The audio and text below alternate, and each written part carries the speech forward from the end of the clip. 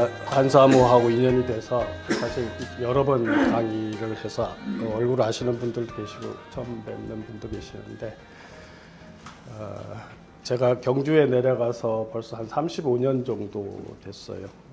그래도 이제 30대 초반에 내려가서 제 나름대로 한국 상고사, 상고문화, 상고사상, 우리 사상에 대해서 연구를 했고 그런 아마 총결산 같은 자료가 아마 오늘 강의가 될 것 같은데 강의 제목이 이게 참 어떻게 보시면 칠성신앙의 관점으로 풀어낸 고유선도 이렇게 하면 여러분 우리 민족의 가장 기저에 있고 가장 지금도 작동하고 있는 신앙이 칠성신앙이라고 아마 많은 분들이 이해하고 알고 계실 거예요.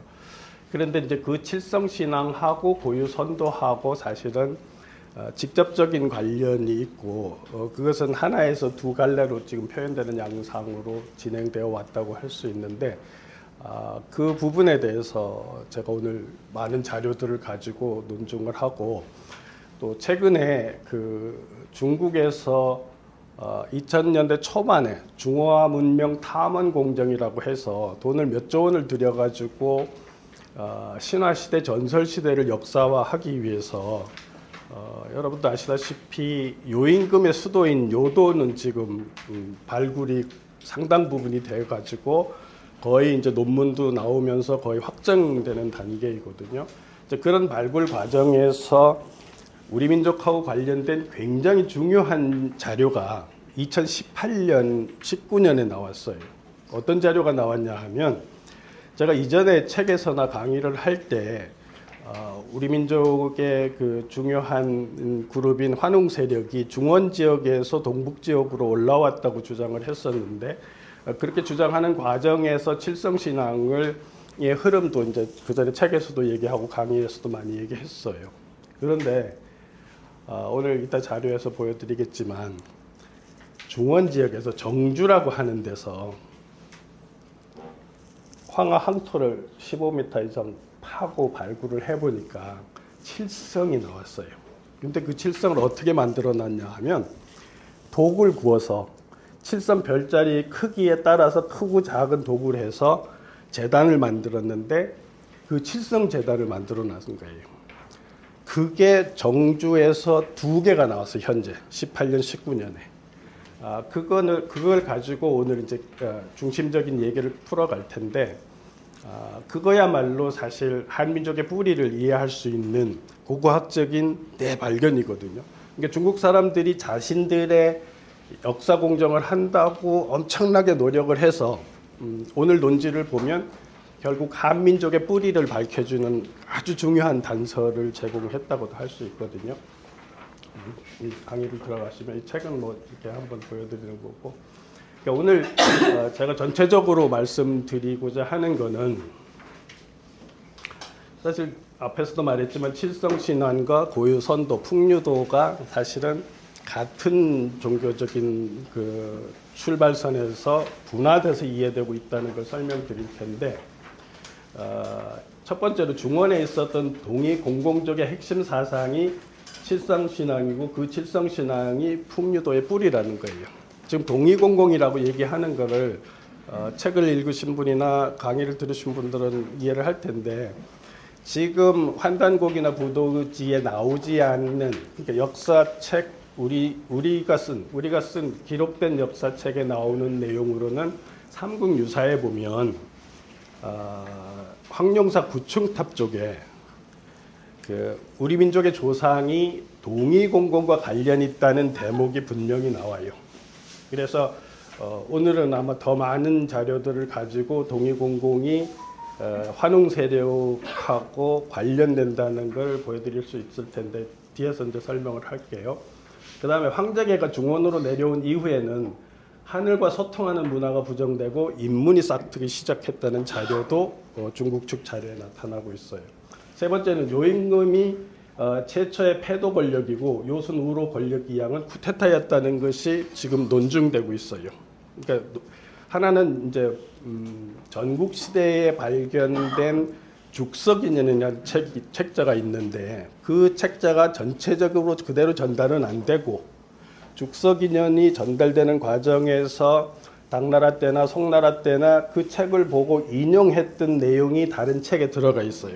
그게 고본 죽석인연인데 그 내용에 의하면 요임금에서 순임금으로 넘어가는 단계가 선양이 아니고 쿠데타였다는 것이 분명히 기록되고, 또 순임금에서 우임금으로 넘어가는 것도 선양이 아니고 쿠데타라는 것이 자료에 나타나요. 뿐만 아니라 앞에서 말한 요임금 요도를 발굴하는 과정에서 한 군데에서 무덤이 나왔는데, 때무덤이 나왔는데 인골이 나왔어요. 근데 이 머리만, 해골만 굉장히 많은 인골이 나왔는데 그게 청년들의 머리만 잘린 것만 동물의 뼈하고 함께 묻혀진 거예요. 그래서 그걸 발굴한 사람들이 어떻게 이해하냐면, 이거는 그 당시 전쟁을 해서 이긴 쪽에서 진 쪽의 병사들을 죽여서 한 군데다 몰아서 묻었을 거다 하는 그런 얘기를 하고 있고, 또 하나 아주 특이한 그 여자 인골이 나왔어요. 인골이 나왔는데 그 인골을 보면 그 여성 자궁에다가 커다란 솥불을 꽂아놨어요. 근데 이게 썩지가 않으니까 뼈와 같이 그대로 꽂혀 있어요. 이것도 뭘 얘기하냐 하면, 투쟁하는 과정에서 이긴 쪽이 진 쪽의 귀부인이나 어떤 그런 분들을 살해하는 과정에서 그렇게 해서 묻었다, 이렇게 보거든요. 그러니까 지금 문헌으로 보거나 고고학적으로 보거나 우리가 흔히 알고 있는 유학에서 말하는 요임금, 순임금 때가 황금시대고 요순우가 다 선양으로 갔다는 것이 중국 측에서 거짓으로 꾸며낸 이야기라는 것이 드러나고 있는 거예요. 근데 제가 이걸 왜 강조하냐 하면, 동북아시아 역사에서 지금 동이공공이라고 하는 세력이 천도문화, 천손문화, 우주적인 순환과 하늘과의 관계 속에서 상생적으로 공동체를 이끌려고 하는 그 문화가 바로 요임금 당시에 동북 지역으로 축출된 동이공공에 의해서 우리는 그대로 가져와서 단군 사회를 만들어서 계속 이동하면서 충청도 진국을 거쳐서 신라 진안까지 그 문화를, 천도 문화를 그대로 전달하고 있었다는 거예요. 그런데 그렇다면 중국 쪽에서는 요임금부터 시작된 폭력에 의한, 권력에 의한 지배, 하늘보다는 땅의 질서를 권력으로 잡는 이 패도 문화가 계속 확장된 것이 중국 문화고, 그러니까 한민족과 중국의 가장 큰 차이는 바로 거기에서 비롯된다는 거예요. 그러니까 우리가 지금 한류가 일어나고 있는 많은 것들이 사실은 한민족 공동체가 가지고 있는 우리라고 하는 생각이거든요. 함께 살고 우리라고 하는 그런 정문화, 함께 사는 문화. 지금 서구 사회는 굉장히 이기적이고 파편화돼서 사람들이 이렇게 정을 나누고 함께하는 문화가 거의 이제 사라진 거예요.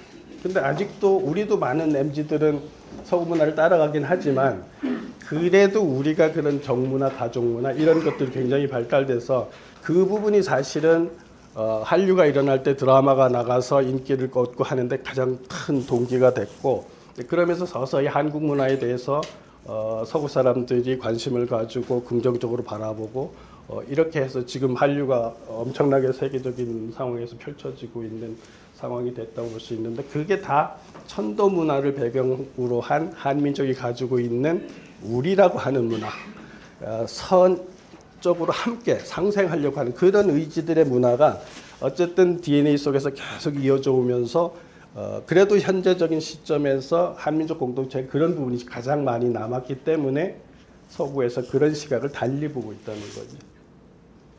그래서 동이공공의 칠성문화, 풍류정신을 간직하고 동북으로 이주해서 웅녀족을 만나서 단군조선을 만들었고, 따라서 칠성신앙이자 고유선도인 풍류도는 동일한 뿌리에서 출발해서 우리 공동체의 기저사상으로 작동했다, 이렇게 규정할 수가 있는 거예요. 사실 제가 이렇게 이제 답인 것처럼 얘기를 하지만, 지금까지는 사실 고유선도가 있느냐도 논쟁도 많았고, 그 뿌리가 어디냐도 논쟁이 사실 많았고, 우리가 잘 아는 그 풍류도 평생을 연구하시다 재작년인가 돌아가신 유동식 교수 같은 경우도 그런 시발점에 대한 답을 못 내고 돌아가셨거든요. 그런데 이제 오늘 얘기를 들어보면 그 모든 것이 중원에 있었던 동의공공이라고 하던 사람들, 그 세력들의 정신, 사유세계가 바로 칠성신앙과 풍류도의 뿌리라는 것을 아실 수 있을 거예요. 이 부분은 뭐 우리가 너무나 잘 아는 거지만 나라에 현묘한 도가 있는데 왈풍류라고 한다. 설교 지원은 선사에 자세히 쓰여 있고 신례 포함 장교, 그 현묘지도 풍류도는 유불도를 다 포함하고 있다. 그리고 그 풍류도인들은 접하 군생한다. 사람을 비롯한 모든 생명과 자연을 접해서 상생으로 생명계가 돌아갈 수 있도록 늘 마음 쓰고 도와주고 함께 하려고 했다. 이게 이제 풍류 정신이거든요. 근데 제가 공부를 처음 시작하는 동기가 바로 이 문장에 있었어요. 무슨 소리냐 하면 80년대 여러분도 잘 아시지만 환단고기가 나오고 또 마이카를 하고 뭐 전두환 대통령 때 그때 일종의 이제 국풍이 일어났었거든요. 국풍이 일어나서 한민족도 뭔가 우리도 할 수 있다, 할 만하다, 우리도 그렇게 못난 사람들이 아니다 이러면서 이제 국풍이 일어났었는데 그 당시 제가 이제 대학을 다녔어요. 대학을 다녔는데 그 당시 많은 논쟁도 보고 했지만 제가 이제 대학에서는 철학을 공부했어요. 그래서 이 문장을 보고 사실 이 문장을 해독하는 것이 한민족의 역사성, 사상성을 해독하는데 굉장히 중요한 거예요. 왜 그렇게 생각을 할 수 있냐 하면 우리는 사실은 역사가 단절되고 잃어버렸기 때문에 우리 민족에 대한 자긍심이 사실 상당히 끊어져 있는 상태였어요. 그래서 환단고기가 부도지가 굉장히 그때 인기를 얻었거든요. 그런데 사실 이제 우리가 정식적으로 학문을 하고 역사 공부를 할 때는 그러한 자긍심을 못 가졌던 게 분명해요. 실제로. 우리가 중국이라고 하는 세력한테 늘 터지고 얻어맞고 뭐 이런 나약한 존재 쪽으로 많이 인식을 했고 그랬는데 이 말이 성립이 될 수 있느냐는 거예요. 그러니까 우리 민족이 그런 과거의 역사 공부를 하는 바탕에서 보면 그렇게 대단한 민족이 아닌 것 같은데 어떻게 우리 민족이 가지고 있었던 기본적인 사유체계가 종교 문화가 유교, 불교, 도교를 다 포함하고도 남느냐는 거죠. 근데 이게 해명하기가 쉽지 않은 거예요. 그렇게 해서 제가 한 게 뭐냐 하면 이 부분을 해명하려다 보니까 상고사를 복원을 해야 되겠다는 거예요. 그래서 앞에서 제가 소개한 제 책이 이제 여러 권이 있는데 그 책들이 바로 제가 한 20년 작업을 해서 어쨌든 제 관점으로 상고사를 완전히 사만시대까지 환웅시대부터 사만시대까지 복원을 한 거거든요. 이제 그걸 해놓고 보니까 오늘 강의하는 이런 얘기들을 천도와 패도라는 관점으로 비교를 하면서 천도의 시각으로 봤을 때 왜냐하면 도라고 하는 것, 유교나 불교나 도교라고 하는 거는 진리를 추구하고 도에 가까운 쪽이니까 우리가 가장 날것인 천도를 가지고 있었기 때문에 그 시각에서 보면 그 안에 유교도 들어오고 불교도 들어오고 도교도 들어와도 다 포용할 수 있다는 거예요. 이제 그런 시각이 생기니까 이게 이런 주장을 할 수 있는 거예요. 지금 제가 오늘 주장하는 게. 그러니까 역사성이 밝혀지지 않으면 사실은 그 부분을 설명하기 참 어려웠어요.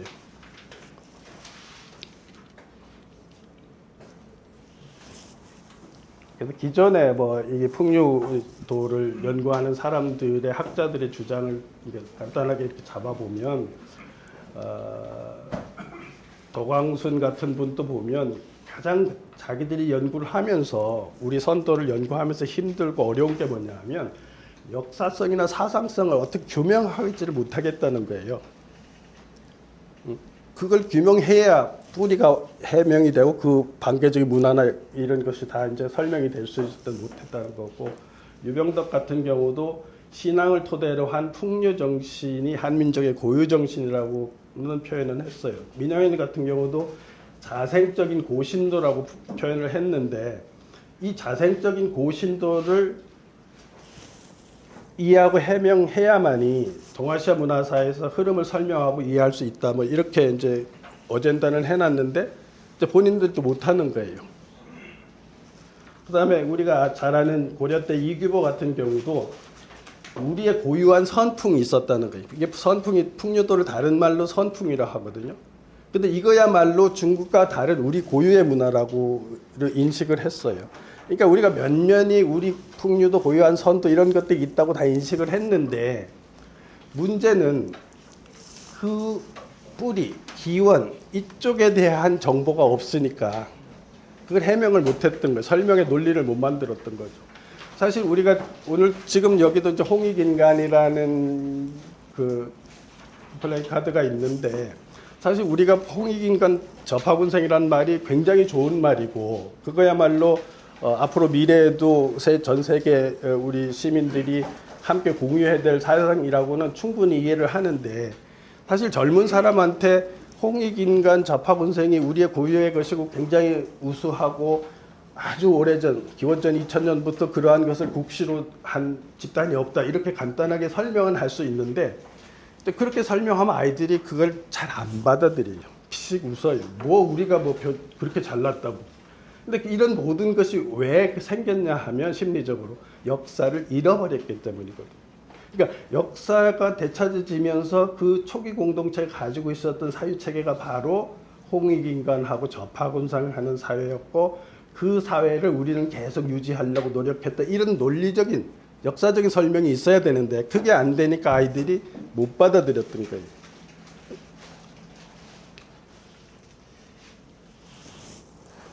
그래서 지금 말씀드린 대로 풍류정신을 복원하기 어려운 이유가 가장 어려운 이유가 상고사를 잊어버렸기 때문입니다. 무슨 소리냐 하면 그렇잖아요. 풍류도라고 하고 풍류정신 고유선도라고 하면 우리 조상들이 사유하고 행동하고 우리의 삶의 하나의 좌표로 삼았던 건데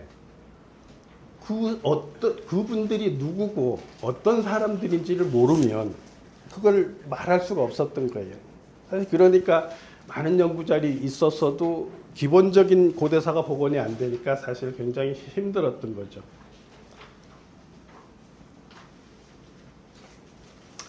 그런데 이 말도 아마 여러분들 강의 최영선 교수라고 잘 아실 거예요. 또 굉장히 유명하신 분인데 이분이 이제 제가 경주에서 하는 그 봄, 가을에 학술 대회를 하는데 한번 초대를 해서 말씀을 들은 적이 있는데 이분이 뭘 찾아내셨냐 하면 풍류라고 하는 단어가 중국 문헌에서 나오는 용례를 찾았어요.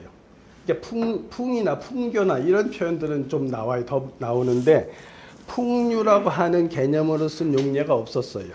그런데 이제 이분이 찾았는데 마침 그 최치원 선생이 사산 비명을 쓰면서 자주 인용하던 동진시대의 도안 스님이라는 분이 도안 스님이 이교론이라고 하는 그 글을 쓰셨는데 그게 이제 광명홍집이라고 하는 당나라 때 조선 스님이 쓴 책에 포함이 돼 있어요. 그런데 거기에 풍류란 말이 처음 나와요. 근데 요거를 잘 읽어보면 풍류도가 포함 삼교한다는 논리가 어떻게 나왔는지를 이해할 수 있어요. 어떻게 돼 있냐면 그 이교론에 풍류 경추, 그러니까 풍류가 기울고 추락하니 육경이 이 때문에 편수되고, 그러니까 원래 풍류도가 있었는데 이 도가 경축, 이지러지고 뭔가 조금 제대로 작동 안 하니까 그 질서를 세우기 위해서 도를 다시 세우기 위해서 유교의 육경이 나왔다는 거예요. 그러니까 원래 풍류가 있었는데 풍류가 잘 실천되지 않으니까 육경이 나왔고 그 다음에 뻐기고 자랑하는 기운이 더욱 늘어남에 따라서 노자의 도덕경이 나왔다 이런 얘기를 하거든요. 그러면 도안 스님이 하는 표현이 뭐예요? 중국에 원래 풍류라고 하는 도가 있었는데 이 도가 이지러지니까 유교가 나왔다는 거예요. 유교 경전 육경이 나왔다는 거예요. 또 그런 과정에서 노자같이 도를 자랑하고 싶고 막 이렇게 뻐기고 싶은 마음이 있어서 노자의 도경과 덕경이 나왔다. 이렇게 평가를 했어요. 그럼 이 맥락이 뭐예요? 원래 풍류도가 있었고 후에 유교와 도교가 나왔다는 거잖아요. 최치원 선생이 요 문장을, 요 맥락을 그대로 갖다가 우리 신라에 고유한 도가 있는데, 현묘한 도가 있는데, 원래 풍류라고 하고, 그 풍류는 이제 하나 더 넣은 거죠. 불교를 집어넣은 거예요. 유교, 불교, 도교를 포함 삼기한데 다 포함은 이렇게 이제 글을 쓰게 된 거예요. 근데 여기서 지금 요 문장을 보시면 풍류도라고 하는 게 공자가 나오고 노자가 나오기 그 상부 문화에 중국 쪽에 있었다고 하는 전제가 있잖아요. 이 문장 속에는. 그러니까 그런 것도 결국은 그 풍류도를 동이공공이 동북쪽으로 가져와서 그 도를 계속 실천해서 우리 민족한테 계속 이어져 왔다고 하는 논리에서는 이것도 굉장히 중요한 이야기가 될 수 있거든요. 그러니까 지금 적어도 환단곡이나 부도지를 제외하고 보면 민족의 뿌리를 찾을 수 있는 단서 중에 가장 키워드는 동이공공이에요. 이게 이제 삼국유사에 나오기 때문에 가장 키워드가 동이공공인데 그 동이공공이 어떤 사람들인지에 대한 이해가 이제 필수적이죠. 그래서 제가 그거를 책을 수시하나에서 온 환웅이란 책으로 이제 580쪽짜리를 각주를 쳐서 설명을 했는데 나중에 한번 보시면 도움이 될 거예요.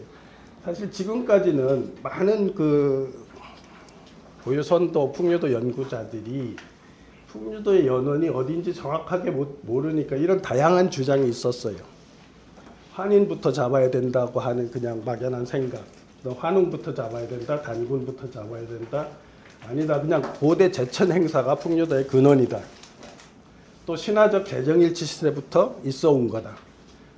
또 어떤 사람들은 중국에서 들어왔다 뭐 이런 사람들까지 있었어요. 우리 학자들이. 이렇게 다양한 주장들이 있었는데 결국은 풍류도는 동이공공과 연결되는 환웅 세력하고 부터 연결해서 출발했다고 이해를 해야 된다는 거죠.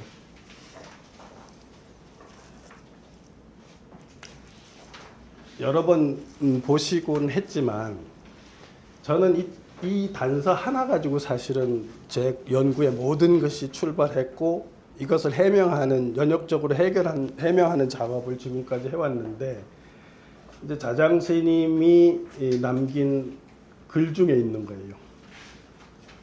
너희 국왕은 인도의 찰리 종족의 왕인데 이미 불기를 받았으므로 남다른 인연이 있으며 동이공공의 족속과 같지 않다. 이렇게 해서 이 문장이 있는데 이 문장을 사실은 신화학자나 역사학자나 아무도 저거를 관심 있게 본 사람이 없어요.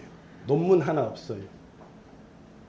그런데 제 눈에는 우리가 지금 상고사를 잃어버린 입장에서 이게 굉장히 내 마음을 울렸고 여기에 답이 있을 거라고 생각했는데 이 문장이 어떤 의미냐 하면 당신은 김씨왕이었잖아요. 자장스님 때는. 그러니까 지금 김씨왕은 인도의 찰리 종족, 사카족하고 문화적 혈연적인 인연이 있고 동이공공의 족속과 그러니까 김씨왕조 이전을 이끌던 진한 세력과는 김씨 세력이 다른 세력이다. 이런 얘기를 하는 거거든요. 이 문장이 가리키는 게. 근데 이 문장에서 여기서도 사람들이 지금 우리 한국 고대사를 하는 사람들이나 강단에 있는 사람들조차도 우리가 왜 고등학교 때 보면 사만하고 삼국하고 연결을 시키는 걸 이렇게 많이 상식적으로 배웠잖아요. 그럼 우리는 보통 신라는 진한이라고 알고 있죠. 그죠? 상식적으로 다 신라는 진한하고 관련된 걸로 알고 있어요. 그런데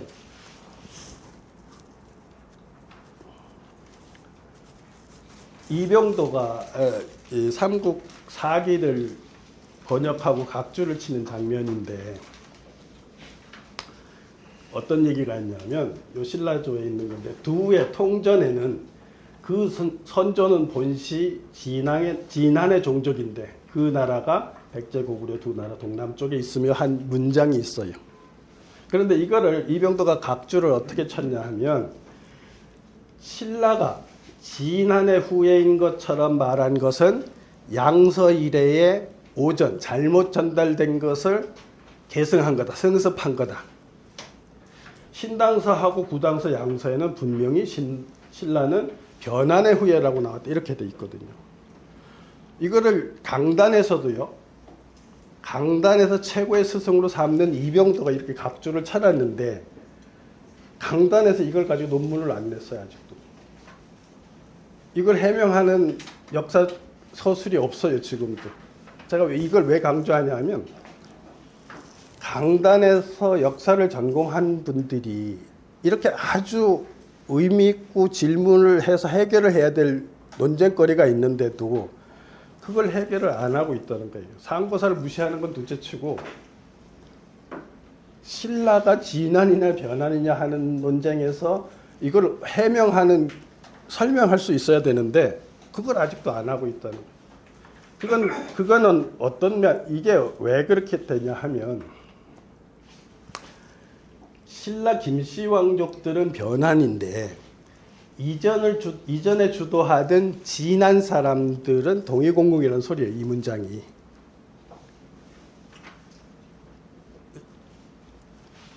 그래서 그 자료도 보여주시면 신당서 분명히 이렇게 돼 있어요. 신라국은 본래 변한의 후예다, 묘예다. 신라 변한의 묘예다, 이렇게 나와 있어요, 신당서 구당서에. 그러니까 당연히 이병도는 신라는 변한이라고 한 거예요. 그런데 우리는 국사 시간에 신라는 진한이라고 배웠잖아요. 그럼 이렇게 상식적으로 문제가 있는 것조차도 강단에서 지금도 해명 안 하고 있다는 거예요.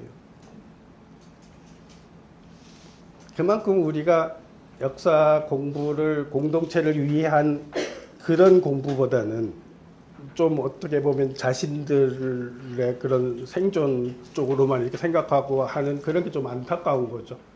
그죠? 이병도가 지적했으면, 할아버지가 했으면 누구라도 저걸 해명을 하려고 노력했어요. 근데 그 해명을 못하는 걸 왜 못하냐 하면 기원 전의 역사를 환웅에서부터 진국과 고조선, 한국에서 여기에 대한 어떤 흐름의 맥락에 대한 정확한 해명을 못하니까 저걸 할 수가 없었어요, 사실은. 하고자 해도.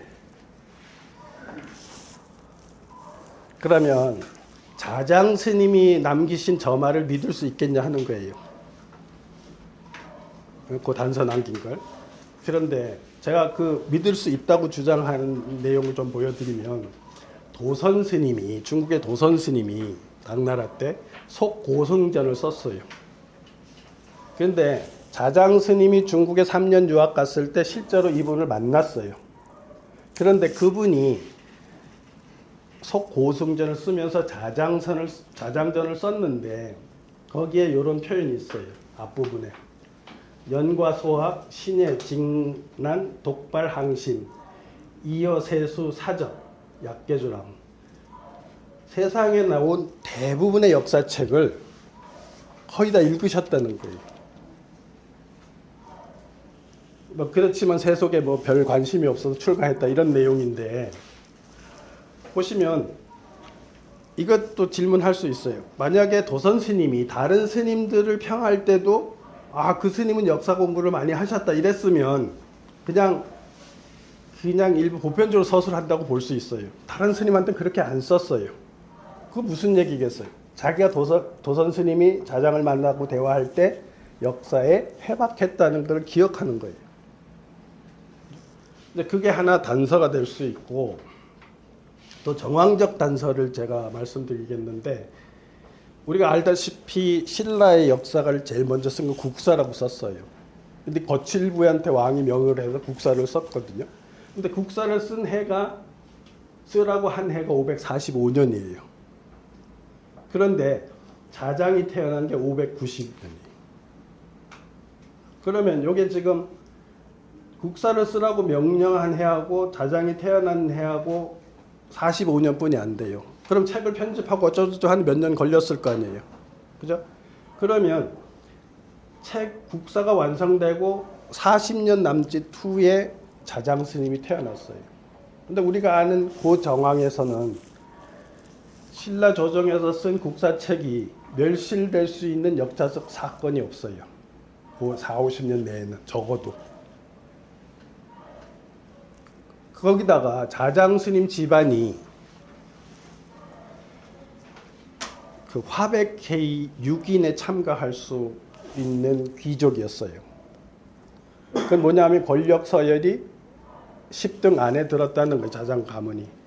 그러면 이런 것을 유추해서 보면 자장 집안에 국사가 있었을 개연성, 혹은 국사를 쓸 때 편집하는 자료가 있었을 개연성이 충분히 있다는 거, 추론할 수 있는 거예요. 그러면 이제 도선 스님이, 자장 스님은 역사 지식이 풍부하다는 것과 이런 정황 증거를 봤을 때 자장 스님이 남긴 저 말은 상당히 신뢰가 간다고도 볼 수 있는 거예요. 그래서 저는 그걸 믿고 공부를 했고, 그렇게 해서 지금 많은 결과물을 내놨거든요. 근데 그거 보면 동이 공공이라고 했는데, 공공이라고 하는 세력은 서경과 사기에 분명히 확실하게 나타나는데, 사기를 인용한 걸 보면 삼묘가 강요 형주에서 여러 차례 난을 일으켰고, 이때 수는 순수를 마치고 돌아와서 요임금에게 공공을 유릉으로 유배시켜서 북적을 교화하라 이렇게 명령을 해서 쫓아보냈다 이렇게 돼 있거든요. 근데 우리가 단군 조선이 창업된 데를 보면 삼국유사에 어떻게 나와 있냐면 요임금 말년 50년, 무인 50년 뭐 이렇게 돼 있잖아요. 그러면 지금 이 문장하고 봐요. 요임금 말년에, 근데 이때는 순이 지금 요 상황으로는 총리를 하는 거예요. 이를테면 순이 순수를 마치고 돌아와서 요임금에게 이렇게 명령을 내렸어요. 이게 무슨 소리냐면 요임금 후반이라는 소리예요. 그죠? 그러니까 이거를 집어넣으면 단군 조선이 창업됐다고 하는 요임금 말년하고 시간적으로 맞아 들어가는 거예요.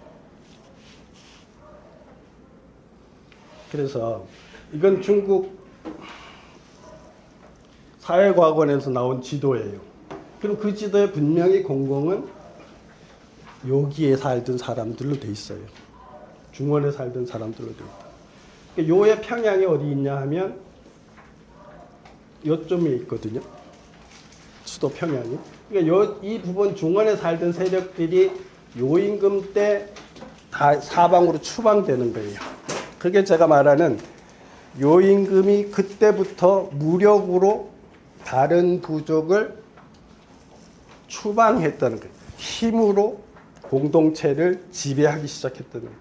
그게 제가 동아시아에서 패권적인 의지와 발상이 작동되기 시작한 건 그래서 요임금 때고, 그게 선양 문화가 아니고, 그렇게 해야 그 이전에 동해공국이 가지고 있었던 하늘과 관계 속에서 생명을 읽어내고 자연의 리듬을 읽어내고 상생을 해야 된다고 하는 그런 관점은 요임금 때부터 갈라지기 시작해서 동북 지역으로 올라왔던 이 사람들이 공동체 운영하는 사상으로서 작동시킨 게 단군 신화에 드러나는 홍익인간 제세위화 정신이라는 거죠. 그래서 공공이란 세력을 근문에 보면 알 수가 있어요. 이 공자가, 이게 공자가 갑골문에서 공자가 만들어지는 거거든요. 보면 쌍수 거동 위공이라 했어요. 왜냐하면 이렇게 두 손으로 떠받드는 형상을 공이라 했다는 거예요. 그러면 공이잖아요. 공이니까 이 사람들은 이 공을 떠받들었던 거예요. 그러니까 공공이라고 하는 종명에 뭐가 있냐면, 이거는 우리가 하는 소도에 신성한 나무를 세우고 하늘을 섬기던 거거든요. 거기에서 일을 하는 사람들이 무자가 된 거예요. 그러니까 공공이라고 하는 세력들이 땅과 하늘을 연결해서 하늘의 아들, 하늘의 자손이라는 관념과 완벽한 이상적인 것은 하늘에 있고, 그 하늘님의 마음을 가지고 내려와서 짐승 같은 주변 사람들을 깨우쳐서 사람을 만들면서 함께 사는 세상을 만들자고 꿈꾼 게, 그런 이념을 가지고 있었던 게 바로 공공이고, 그것이 바로 도로서 말하면 풍류도고 종교신앙으로 말할 때는 칠성신앙에서 비롯됐다는 거예요. 그래서 우리 중국 삼국지 한조에 보면 우리 지금도 전국에 다니면 민족문화 살린다고 해서 소도를 많이 만들거든요. 민족 공부하는 사람들 소도 지금 만드는 사람들이 전국에 많이 있어요. 그죠? 근데 그 소도가 바로 뭐냐 하면 보시면 큰 나무를 세우고 방울과 북을 달아 귀신을 섬긴다. 신성한 공간에 큰 나무를 생기고 북과 방울을 달고 하늘을 섬긴다는 거예요. 그러니까 이게 뭐냐면 소도 문화 자체가 공공이라고 공짜를 떠받들던 그 집단의 사유체계 종교의식하고 그대로 맞닿아 있는 문화라는 거예요. 그게 지금 설명이 다 된다는 거죠. 그런 부분들이. 그렇게 해서 중원에서 와서 웅녀족을 홍산 문화의 후기 홍산 문화를 주도했던 사람들이 웅족이라는 거는 지금 중국에서 거의 90% 확정된 논리거든요. 논문이나 책에서 보면 다 그렇게 나와요. 그러면 그분들하고 만나서 단군조선이 형성이 됐고 은나라 무정 때 이동을 해서 요동반도 남부와 서북한으로 들어왔다가 이렇게 계속 확산돼서 신라까지 들어오는 거예요. 그렇게 해서 여기서 풍류도가 잔상이 남아있고 선양 문화가 남아있는 거예요. 이게 왜냐 이렇게 설명하면 이해가 되는 게 뭐냐 하면 첫째, 박혁거세가 옹립될 때 13살이었어요. 근데 우리가 상식적으로 중원의 패권 경쟁을 하던 사람들 입장에서 보면 13살짜리를 당신들이 왕으로 옹립할 이유가 없어요. 왜냐하면 신라 육성들이 보면 그 당시 그 우고왕 때 위반조선에서 내려온 사람들이거든요. 그러니까 쉽게 말해서 중국의 폭력 정치를 경험한 사람들이에요. 그럼 그 중에 뭐 이씨라든지 정씨라든지 누가 힘센 사람들이 자기들이 힘으로 누르고 왕을 하면 되는 거예요. 근데 그러지 않고 박씨를 옹립한 거예요. 13살짜리를. 그건 뭐냐 하면 사실은 보세요. 지금 은나라 무정기 때 단군조선이 무너지고 동쪽으로 진입했잖아요. 그렇게 해서 이렇게 확산이 되는데 적어도 은나라 무정 이후에 1000년 동안은 한반도는 단군조선의 혈맥과 문화를 가진 사람들이 확장하면서 살았던 거예요. 그래서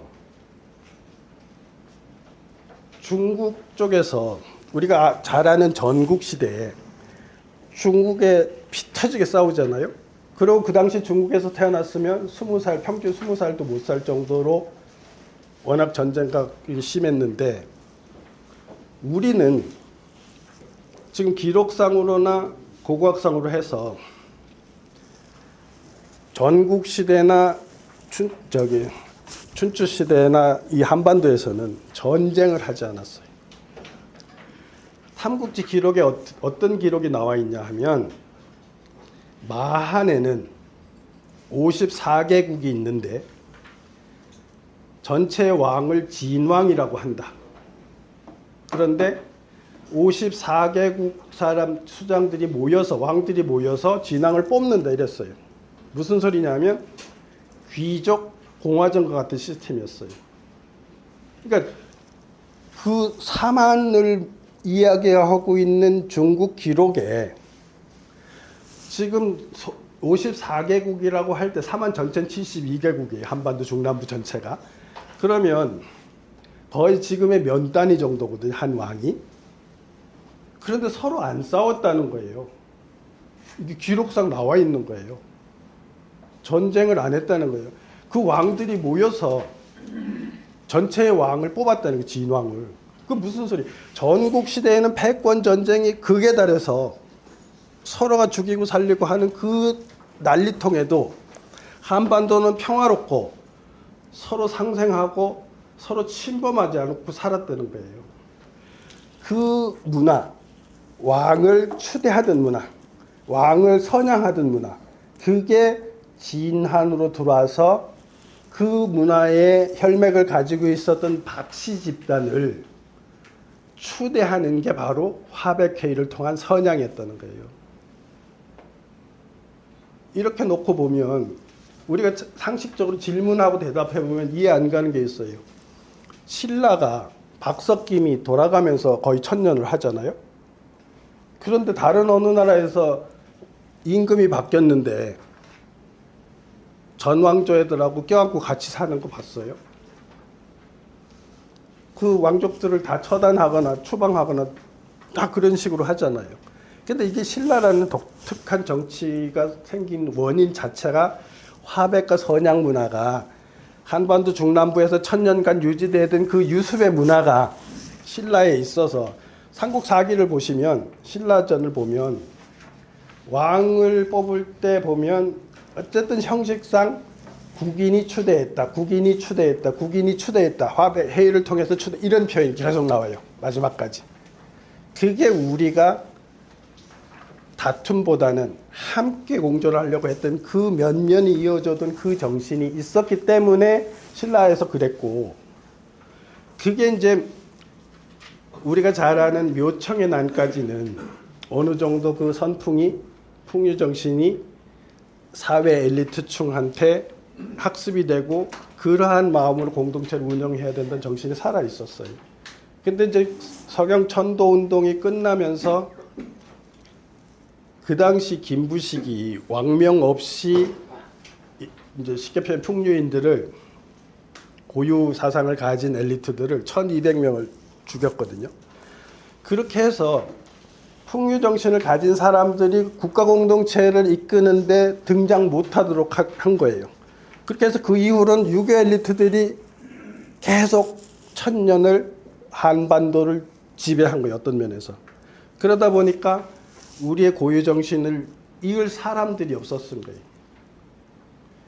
책도 없어졌지만 사회 엘리트 계층이 학습하고 전달하고 하는 그 기제가 살아 있어야 되는데 그게 끊어지니까 진심으로 그걸 배우고 실천할 수 있는 그런 장이 없어지다 보니까 사실 풍류 정신이 끊어져 가지고 지금 사실 많은 학계에서도 그런데 조선시대나 뭐 이렇게 우리 전통 사상이나 이런 데 대한 인물들에 대해서 또 우리 그 고유 선도에 대해서 이런저런 평가들이 있는데 그걸 보면 공부를 굉장히 많이 하신 분들도 뭐 풍류 정신이 우리 그 수련 정신이 뭐 중국의 내단학이 들어와서 뭐 이렇게 된 거다 뭐 이런 식으로 해석하는 학자들이 지금도 아직도 많이 있어요. 그러니까 지금 제가 말씀드리는 가장 근원적인 뿌리를 잊어버려서 뿌리의 사상이 어떤지를 몰라서 이제 그렇게 된 거거든요. 그 앞에서 말씀드린 대로 이 고고학 자료를 보여드릴 텐데 이건 아마 제가 대한민국에서 처음으로 보여드릴 거예요. 이거는 그 사실 뭐 강의하면서 이제 우리 안에서만은 해도 될 수 있는 건데 제가 작년 11월 달쯤에 11월 달에 좀 어느 날인데 제가 아침에 일어나다 아주 신기한 꿈을 꿨어요. 꿈을 꿨는데 꿈속에서 큰 이제 그 홀에서 큰 테이블이 있는데 저하고 시진핑하고 둘이 앉아 있는 거예요, 테이블에. 시진핑이 왼쪽에 앉아 있고 제가 오른쪽에 앉아 있었거든요. 그런데 그 장면이 뜨고 시진핑은 왼쪽에서 신문을 보고 있었어요. 난 오른쪽에 앉아 있었고. 근데 시진핑이 신문을 보고 있다가 고개를 오른쪽으로 돌리더니 정 선생 그러더라고. 그래서 내가 예 그랬어요. 그랬더니 자기가 보고 있는 신문을 가리키면서 정 선생 여기 신문에 났는데 그러더라고. 되게 신기하죠. 꿈이지만. 그러고 요 자료를 3일 후에 만났어요. 대한민국에서 지금 아무도 이 자료를 가지고 강의하거나 얘기하는 사람 없어요. 그게 이제 아마 그런 기원이 되려고 아마 그런 것 같은데 그렇게 해서 제가 구글 차이나 들어가서 서핑을 해가지고 일주일 동안 자료를 다 해서 검색을 했고 검색을 해서 번역을 하고 또 지금 있잖아요. 우리가 홍산 문화 얘기는 많이 하는데 중국에서 국가에서 홍산 고국이라는 책을 내진 않았거든요. 논문은 많이 나왔어도 이 친구들이 이게 2018년에 발견돼 가지고 그랬는데 벌써 하락 고국이라는 책이 나왔어요.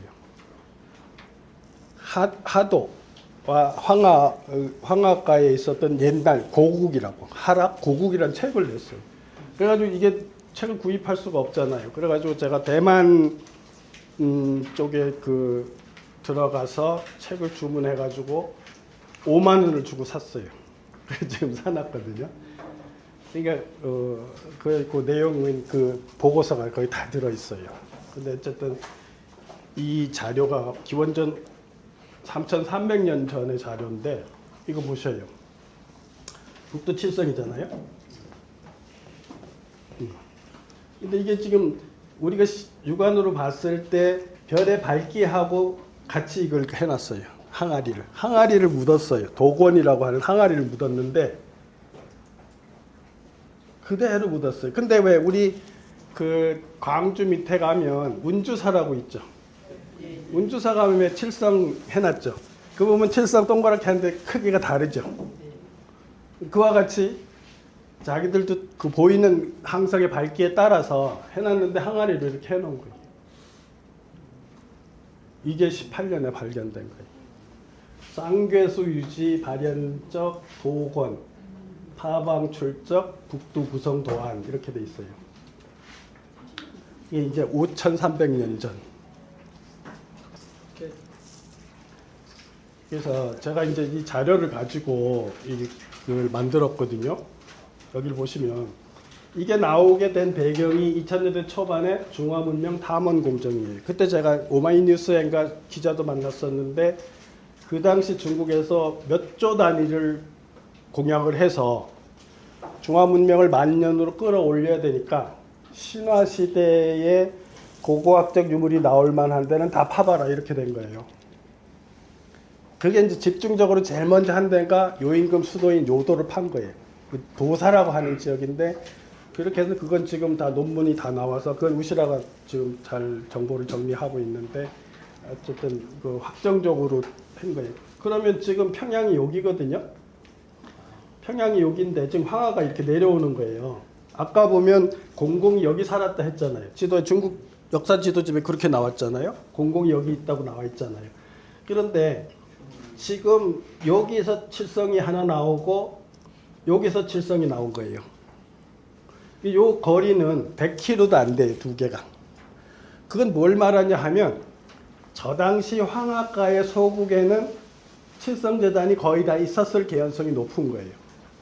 그러면 결국 저 지역의 기원전 5,000년, 300년 전에 살던 사람들의 주 종교 신앙의 핵심은 칠성신앙이었던 거예요.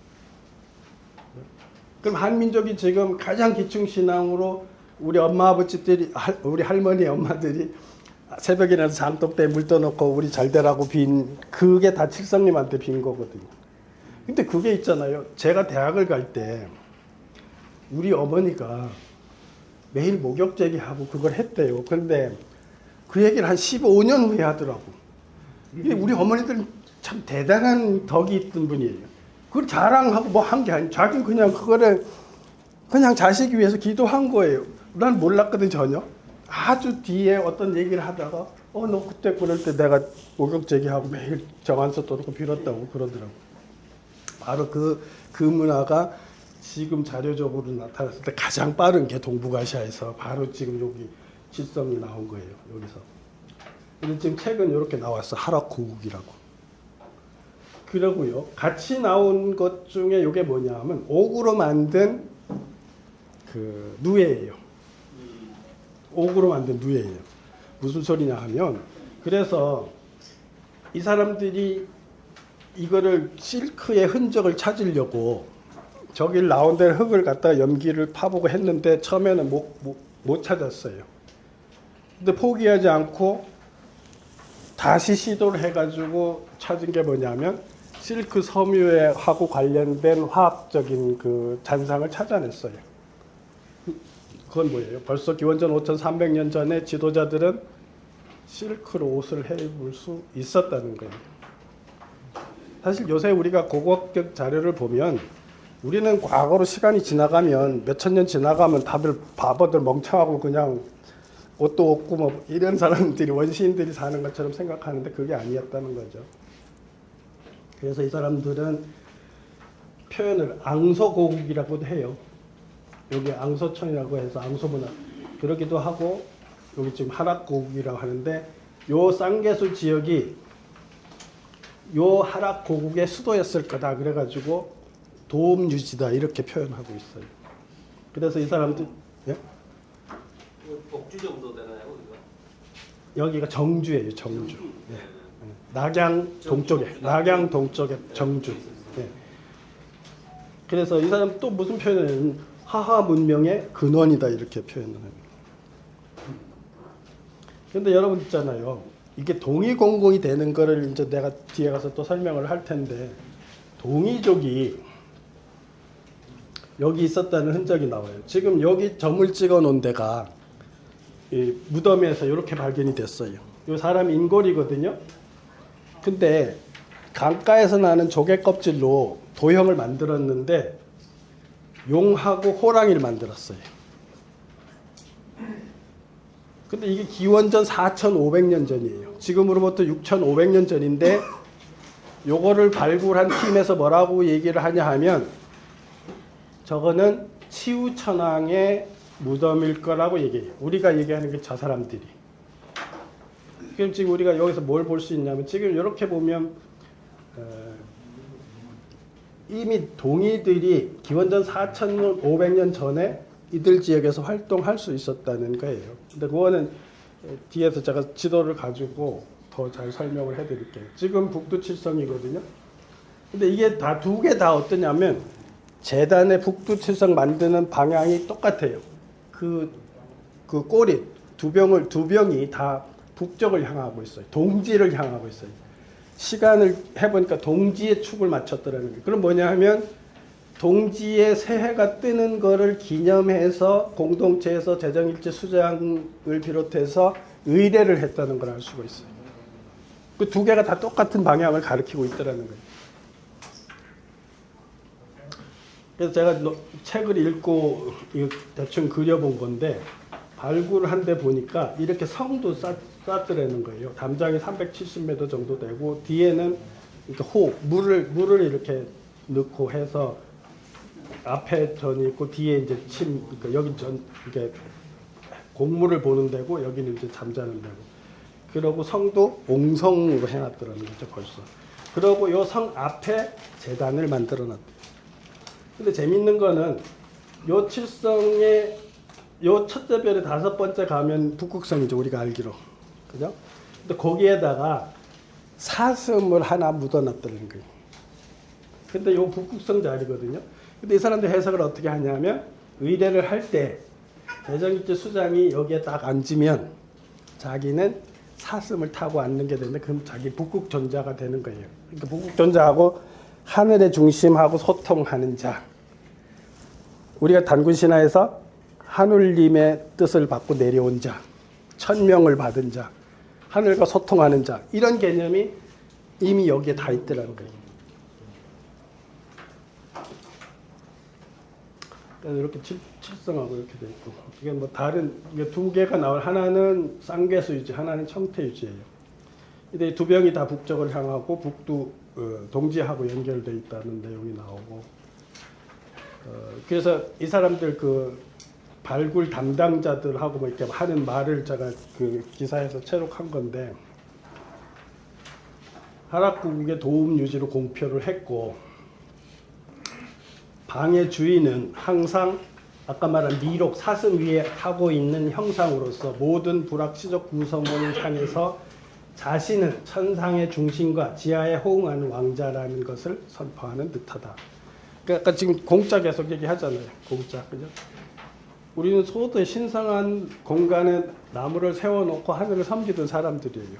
그러니까 요 재정일지 수장은 요 칠성 의례를 하면서 자신은 하늘과 지하를 다 연결하는 중심에 있는 왕자라고 하는 의식이 내포됐다고 하는 거예요. 그럼 이게 이런 게 다 우리 환웅이 가지고 있었던 의식하고 같은 거를 지금 말하고 있거든요. 이게 지금 학술적으로 설명하는 거고. 그래서 결국은 우리 입장에서 보면 칠성님의 아들인 환웅이 하늘과 지상을 연결하는 중심에 있는 지도자자 이렇게 말할 수 있는 그 문화가 바로 5,300년 전 하락고국이라고 하는 정주 지역에 있었던 사람들의 의식하고 연결이 되더라는 거죠.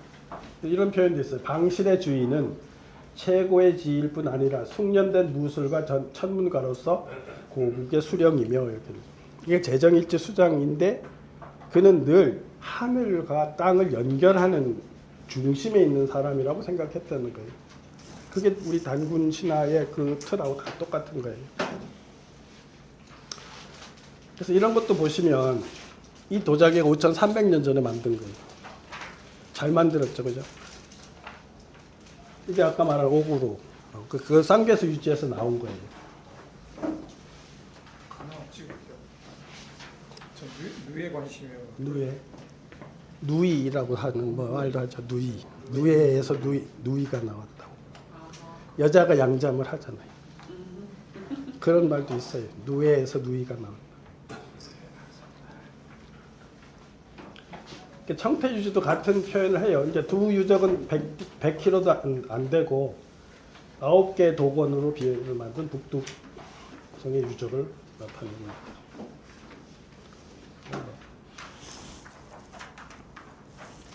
그러니까 결국은 북두 칠성 재단에서 북극성에 앉아서 의례를 집행하는 그 재정일지 수장은 하늘의 명을 계승하는 조기 대표를 고도로 중시했다고 하는 문화를 읽어낼 수 있다, 이렇게 걔들이 평가하거든요. 그러니까 칠성 재단에서 원구단을 만들어 놓고 거기서 의례를 집행하는 그 사람은 하늘님과 땅을 연결하는 수장이다, 이런 의식이 반영됐다고 지금 학계에서 말을 하고 있는 거예요. 이거 보면 둘 다 동지 방향하고 딱 맞춰놨더라는 거죠.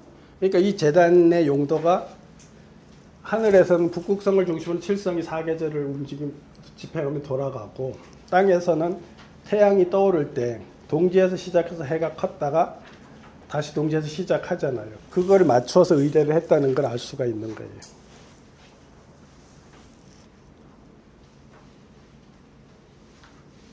근데 이 사람들은 그냥 단순히 바로 이 문명이 후세의 하상조 왕조 문명이 계승을 했더라는 거죠. 그래서 중화 문명의 원천이 바로 거기에 있다, 뭐 이런 식의 얘기를 하는 거예요. 왜냐하면 요임금보다 훨씬 빠른 문화거든요. 이 문화가 지금 고고학적으로 발견된 게. 요임금은 기원전 2300년이잖아요. 근데 지금 기원전 3300년이니까 요임금 문화보다도 1000년 빠른 문화예요. 그러니까 자기들은 지금 문화 양태로 그러면 지금 저기 재단이 만들어지고 하면 질서가 있고 의례가 있고 종교 사상이 있고 이미 이런 것들이 다 태동에서 작동하고 있었다고 보는 거예요. 근데 이 문화가 하상조로 다 연결이 됐다, 뭐 이런 식으로 주장을 하는 거죠. 뭐 자기들이 발굴했으니까 그렇게 얘기는 할 수 있어요. 근데 지금 자료상으로 쟤들이 지금 뭐라고 얘기하냐면 쌍계소 유지는 당위 여와 복희 신농시 시기의 고성이다, 이렇게 얘기해요. 이게 복희 여와 신농시에 걸친 도성이다, 이렇게 얘기하는 거죠. 그래서 하왕조의 여외 복희의 제도다, 이렇게 얘기하는 한 팀이 있고, 또 황제하고 갖다 붙이고 싶어가지고 뭐라고 얘기하냐면 황제시대 중원지구 문명화의 발전 과정에서 매우 중요한 자료다, 이런 식으로 얘기해요. 그러니까 하나는 복희 여외의 문화다, 하나는 황제의 문화다, 이렇게 얘기하는데, 그러니까 중국 사람들이 아까 말한 선양의 문화도 사기쳤듯이 지금 쟤들은 어떻게 웃기는 얘기를 하냐 하면, 지금 홍산 문화가 발굴돼 가지고 거기 대단한 게 나왔잖아요. 그래서 홍산 문화, 후기 홍산 문화가 바로 곰족의 문화라는 게 밝혀졌거든요. 그러니까 지금 저 사람들이 하는 거는 이건 우리 황제의 문화다, 이래놨어요 지금. 근데 또 이게 하락국에 이게 또 나오니까 그것도 황제의 거다, 이러는 거예요. 근데 실제로 기원전 5300년이면 황제가 아직 중원에 오기 전이에요. 무슨 소리냐 하면 여러분 잘 아는 탕록대전 혹은 치우천하고 싸운 게 탕록대전이고, 그 다음에 판천대전이, 큰 대전이 있잖아요. 그러니까 염제하고 황제하고 싸우고 염제하고 치우하고 싸우는 전설적인 두 전쟁이 있는데, 그 전쟁이 기원전 3000년 전후에서 하는 거예요. 그러면 아직 황제가 여기 내려오기 이전이거든요.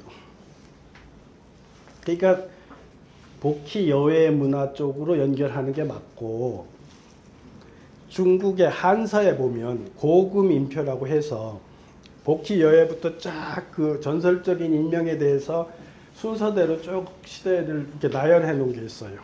거기 보면 복희 여외 다음에 공공, 한참 지나서 염제, 또 한참 지나서 황제, 이렇게 돼 있어요. 그러면 지금 저 사람들이 복희 여외라고 신동씨 얘기하면 자기네 입장에서 하지만 전 공공의 것인 거예요. 재밌는 게 제가 책을 쓰려고 자료를 나름대로 엄청 찾아봤는데, 사망오제 얘기할 때 지금 남아있는 거의 모든 분은 90%는 공공을 빼요. 실제로는 신화를 연구해보면 공공이 중원에서 대단한 영향력을 발휘했는데, 후대에 나와 있는 그 구조 속에서는 공공이 계속 배제돼요. 그건 뭐냐 하면, 공공은 자기네 문화의 주 그룹이 아니고 대결하다가 축출된 사람들이라는 거예요. 그게 그렇게 나오는 거예요.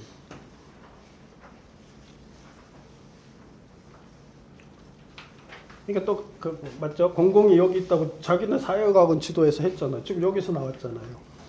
지금 그 칠성이 나온 데가 여기거든요. 자기들이 공공씨가 여기 살았다고 나와요. 요 평양이 도사가 여기 평양이거든요.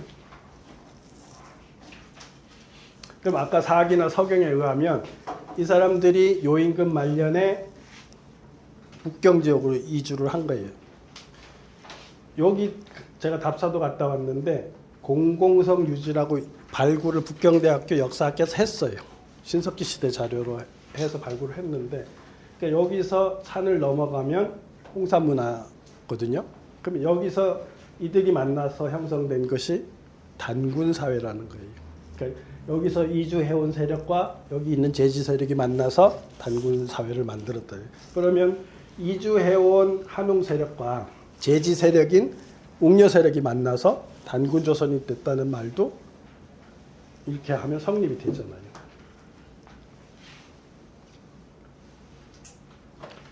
이것도 지금 자료 가지고 제가 지도를 만든 건데, 여러분들 있잖아요. 우리가 공부하면서 지금 까먹고 있는, 최근에 이제 자료 보신 분들 있을 거예요. 기원전 2300년경부터 춘추 시대까지 해안선이 북경을 완전히 잠식하고 있었대요. 이렇게 해안선이. 그러면 뒤에도 설명하는데, 동이가 동북쪽에서 내려가는데 산둥으로 바로 안 가는 거예요. 아까 그랬죠. 복양에 이렇게 복양에 그 치우 무덤이 있다고 중국 사람이 하는 이유도, 해안선이 이렇게 돼 있기 때문에 동북에서 내려가면 이렇게 들어가는 거예요. 그러니까 치우가 우리는 동이는 산동반도 쪽에서만 이렇게 있을 거라고 생각하는데 그게 아니고, 그건 지금 사실 저 해안선 논문들은 최근에 나오기 시작하는 거예요. 연구에 의해서. 그래서 여기도 보면 보세요. 하나라 강역은 이렇게 요 하트 같은 하나라 강역이에요. 그 다음에 은나라 강역은 조금 이렇게 커요. 그런데 요 공공이 살던 데는 지금 자료나 고고학적으로 보면 이렇게 이 지역이 다 공공이 살던 데예요. 그래서 휘현이라고 해서 공공의 나라 공국도 있어요. 여러분들 왜 우리가 고고학이 발전 안 하고 하여튼 한 몇십 년 전까지만 해도 중국에서 역사 기년을 기원전 841년부터 확정지어서 썼었거든요. 근데 그 이전에 신화시대고 자료가 부족하다 해서 역사 연도를 안 썼어요. 하상주 단대공정해서 지금은 확정을 했지만 841년을 할 때 그때 공화정을 했거든요. 그때 공화정을 이끈 사람이 바로 요 공국의 백작이었어요. 그건 내가 다음에 논문도 쓸 수 있는 책도 있는데, 바로 굉장히 이게 재밌잖아. 아까 내가 한반도 중남부의 삼한시대에 진국이 있었는데 진국의 수장은 소왕들이 모여서 뽑았다 했잖아요. 그게 공화거든요. 귀족 공화청 공화인데, 기원전 841년에 서주의 왕이 못된 짓을 해가지고 채라는 지역에 쫓겨가요. 그랬을 때 귀족들이 모여서 국가를 이끄는데 그때 수장한 양반도 공화예요. 이 공국 사람이 공공의 잔상 남아있던 사람들이죠. 이 문헌 보셔요. 관자라고 하는 여러분들 알다시피 7세기경의 사건을 기록한 책인데 쓰기는 전국시대 썼다고들 추론을 해요. 보면 규도편에 뭐라고 나오냐면 물가에 사는 사람의 7알, 육지에 사는 사람의 3알이 공공에 속했다. 그는 하늘의 세력을 타고 천하의 요충지를 제압해들입니다. 이런 기록이 있는데도 사망오제 공공은 계속 빼요. 무슨 소리냐면 이 사람들이 물을 다스리고 농경을 하는 그런 공간에는 거의 다 차지하고 있었다는 거예요. 그러니까 아까 하락고국도 마찬가지로 그 쌍계수 유적에서 황하까지 2km뿐이 안 돼요. 직선으로. 그러니까 완전히 황하가에 있었던 그 공동체가 아까 말한 그 하락고국의 수도였거든요. 그런데 이걸 이제 제가 중국 답사할 때 사온 책에서 유이징이라는 사람이 뭐라고 하냐면 이 내용은 공공시가 고대 불악사회 최강자였음을 말하는데 공공은 복기시대 말부터 고신시 시기까지 세상에 우한했다. 이게 중국 사람들의 표현이에요. 그랬잖아요. 여외를 고금 인표에 보면 복희 여외 다음에 공공이라고 나와 있어요. 그러면 복희 여외는 동이 세력이거든요. 공공은 서북에서 내려온 세력이에요. 그래서 동이공공이라고 하는 거기서 습합이 되는 건데 이 세력이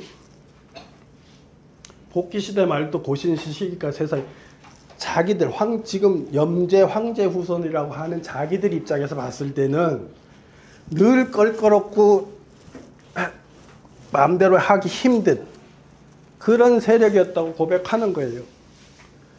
그러니까 바로 그 동북아시아에서 신석기 중후기에 중원의 문화를 주도했던 사람들이 우리의 환웅이었을 가능성이 지금 제가 논증하는 거는 거의 확실하다는 거예요. 문화적인 코드나 종교적인 코드나 이런 모든 것을 봤을 때. 그래서 내용도 뭐 책에 많이 써놨는데 중국 책에 보면 공공하고 황제계하고 계속 싸워요. 그 얘기가 계속 나와요. 신화 시대에. 그럼 공공 세력이 후주민이거든요. 아까 말한 하락고국이 있을 때는 공공이 있었고 아니 황제 세력이 후주민이란 말이에요.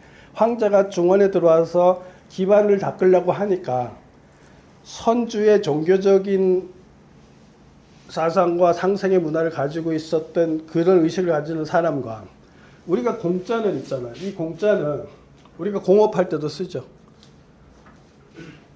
뭐냐면 이게 어떻게 연결되냐 하면 공공 세력은 황하를 다스리던 사람들이에요.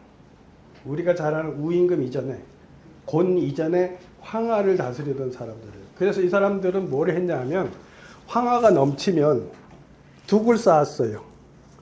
그러니까 물을 넘치면 둑을 쌓아서 이게 물이 안 흐르도록 했어요. 그래서 이 사람들한테 어떤 기술이 있냐면 물을 다스리는데 범람을 하면 물길을 둑을 쌓아서 막아서 길을 냈다, 물길을 냈다. 그러면 이 사람들이 뭐냐 하면 바위나 산을 깎아서 공사하는 기술이 있어요.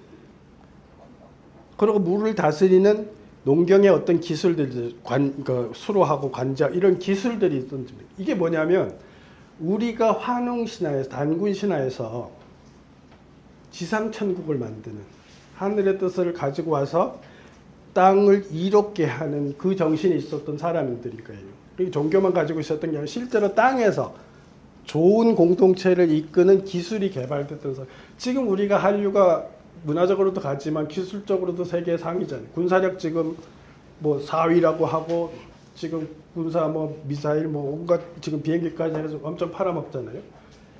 이 기술이 제가 보니까 우리가 왜 그 단유세면경이라고 아주 세밀하게 만든 거 있잖아요. 그거 지금도 못 만든다고 흔히 막 과학자들이 그런 표현 하잖아요. 원래 공공이라는 사람들이 기술자 집단이에요. 그래서 제기 단계까지는 하늘의 제사지는 제기 단계까지는 이 사람들이 자기네 기술력으로 엄청나게 그걸 잘 만들었어요. 그런데 평화애호 가다가 보니까 전쟁이 일어나야 물자가 자꾸 개발되잖아요. 춘추 전국시대 쟤들은 피 터지게 싸우는 과정에서 그런 게 발전을 했는데 그 동일한 시기에 평화롭게 살았으니까 전쟁 물자가 뒤처지기 시작하면서 기술력이 퇴화된 거예요. 내가 보면. 근데 그게 우리가 잠복된 우리들의 능력이, 젓가락 문화의 능력이, 그런 창의적인 능력이 지금 나타난다고 볼 수가 있다는 거예요. 제 말은. 그러니까 우리가 한국이 통일이 잘 되고 전쟁 없는 통일임만 되면 저는 늘 하지만 동북아 시대의 주도국가가 되고 세계 선도국가가 될 수 있다는 거예요. 그러니까 영성이 있는 민족이죠. 우리라고 하는 함께 살려는 민족이죠. 기술력도 있죠. 그러니까 지금 우리의 리더들이 우리가 지금 공부하는 이런 내용들을 공부를 안 하고 생각을 안 하고 있어서 지금 나라가 이 모양인데 뭔가 새로운 가르침을 통해서 아이들한테 자긍심을 주고 영성을 개발시켜주고 그런 선조들의 자긍심을 다시 살려주고 해서 그런 새롭게 그런 세상을 만들자고 우리가 자꾸 노력을 하면 한 세대 두 세대 지나면 아주 대단한 대한민국이 될 수 있을 가능성이 높다는 거죠. 봐요. 얘가 이것도 중요한 거라서 제가 보여드리는데 이 황제계는 하늘하고 소통하는 걸 끊으려고 하던 사람들이에요. 그러니까 패권적인 사유를 했던 사람. 땅의 질서는 우리가 하겠다는 거예요. 이 표현이 있어. 국어에 보면 전욱은 황제 손자거든요. 전욱은 상제 보좌에 오르자 자신의 능력을 유감없이 발휘해냈다. 그가 통치했던 무주는 그의 중저부인 황제 때보다 훨씬 잘 다스려졌다.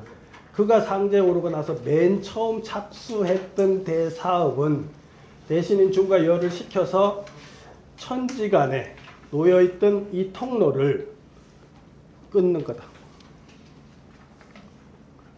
하늘과 소통을 하지 않고 리더는 대리자로서 권위는 갖고 땅의 질서는 우리 인간들 중심으로 하겠다. 이게 뭐냐 하면 인문의 태동인 거예요. 또 다른 객관적인 상황, 인문의 태동. 그러니까 주공이 했다는 게 아니고 주공보다 훨씬 빨리 이때 이미 인문적 사고가 있었던 거예요. 우리가 샤먼적 보이지 않는 세계에 믿고 따르고 하는 것보다 우리가 이성적 판단해서 보이는 우리끼리 땅의 질서는 귀신의 말 안 듣고 우리가 주도해서 주도권을 갖겠다. 그러니까 인문 발상이 여기서 황제계에서 나타난 거예요. 그렇게 해서 나중에 똑같이 그래요. 은나라는 다시 은나라는 왕이나 뭐나 일만 있으면 점쳤잖아요. 그죠? 근데 주나라는 뭐예요? 그거 아니라 그랬잖아요.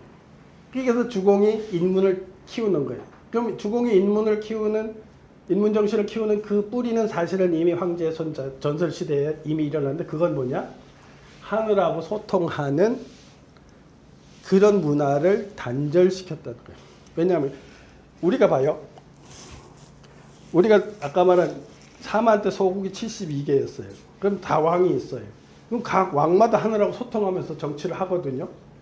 그러면 어떤 문제가 생겨요? 통하고 할 수가 없잖아요. 그래서 쟤들은 니네는 하지 마, 니네는 하지 마, 다 하지 마. 하늘하고 소통해서 뭐 하늘이 명령했다 이런 소리 하지 마. 내가 하늘의 권력의 대리자로서 내가 총대장이고 너네는 우리 말 들어 이렇게 되는 거예요. 그래서 중국의 유학 쪽은 예학이잖아요. 이 예는 질서가 뭐냐 하면 이렇게 계층을 놓고 그 질서를 흐트리지 말자는 거예요. 그래야 사회가 잘 돌아간다는 거예요. 악은 뭐냐 하면 너무 이성적인 예에 치우쳐서 이렇게 드라이해지는 거를 완화시켜주는 건 소리를 통해서 화합을 하려고 하는 거죠. 그래도 또 그 소리도 뭐예요? 걔들은 음란한 소리를 또 하면 안 되는 거죠. 우주의 장중한 리듬과 뭐 이런 것만 가지고 공유를 해서 정서적인 일체감을 갖자. 뭐 이렇게 해서 예학의 논리가 나오는 거죠.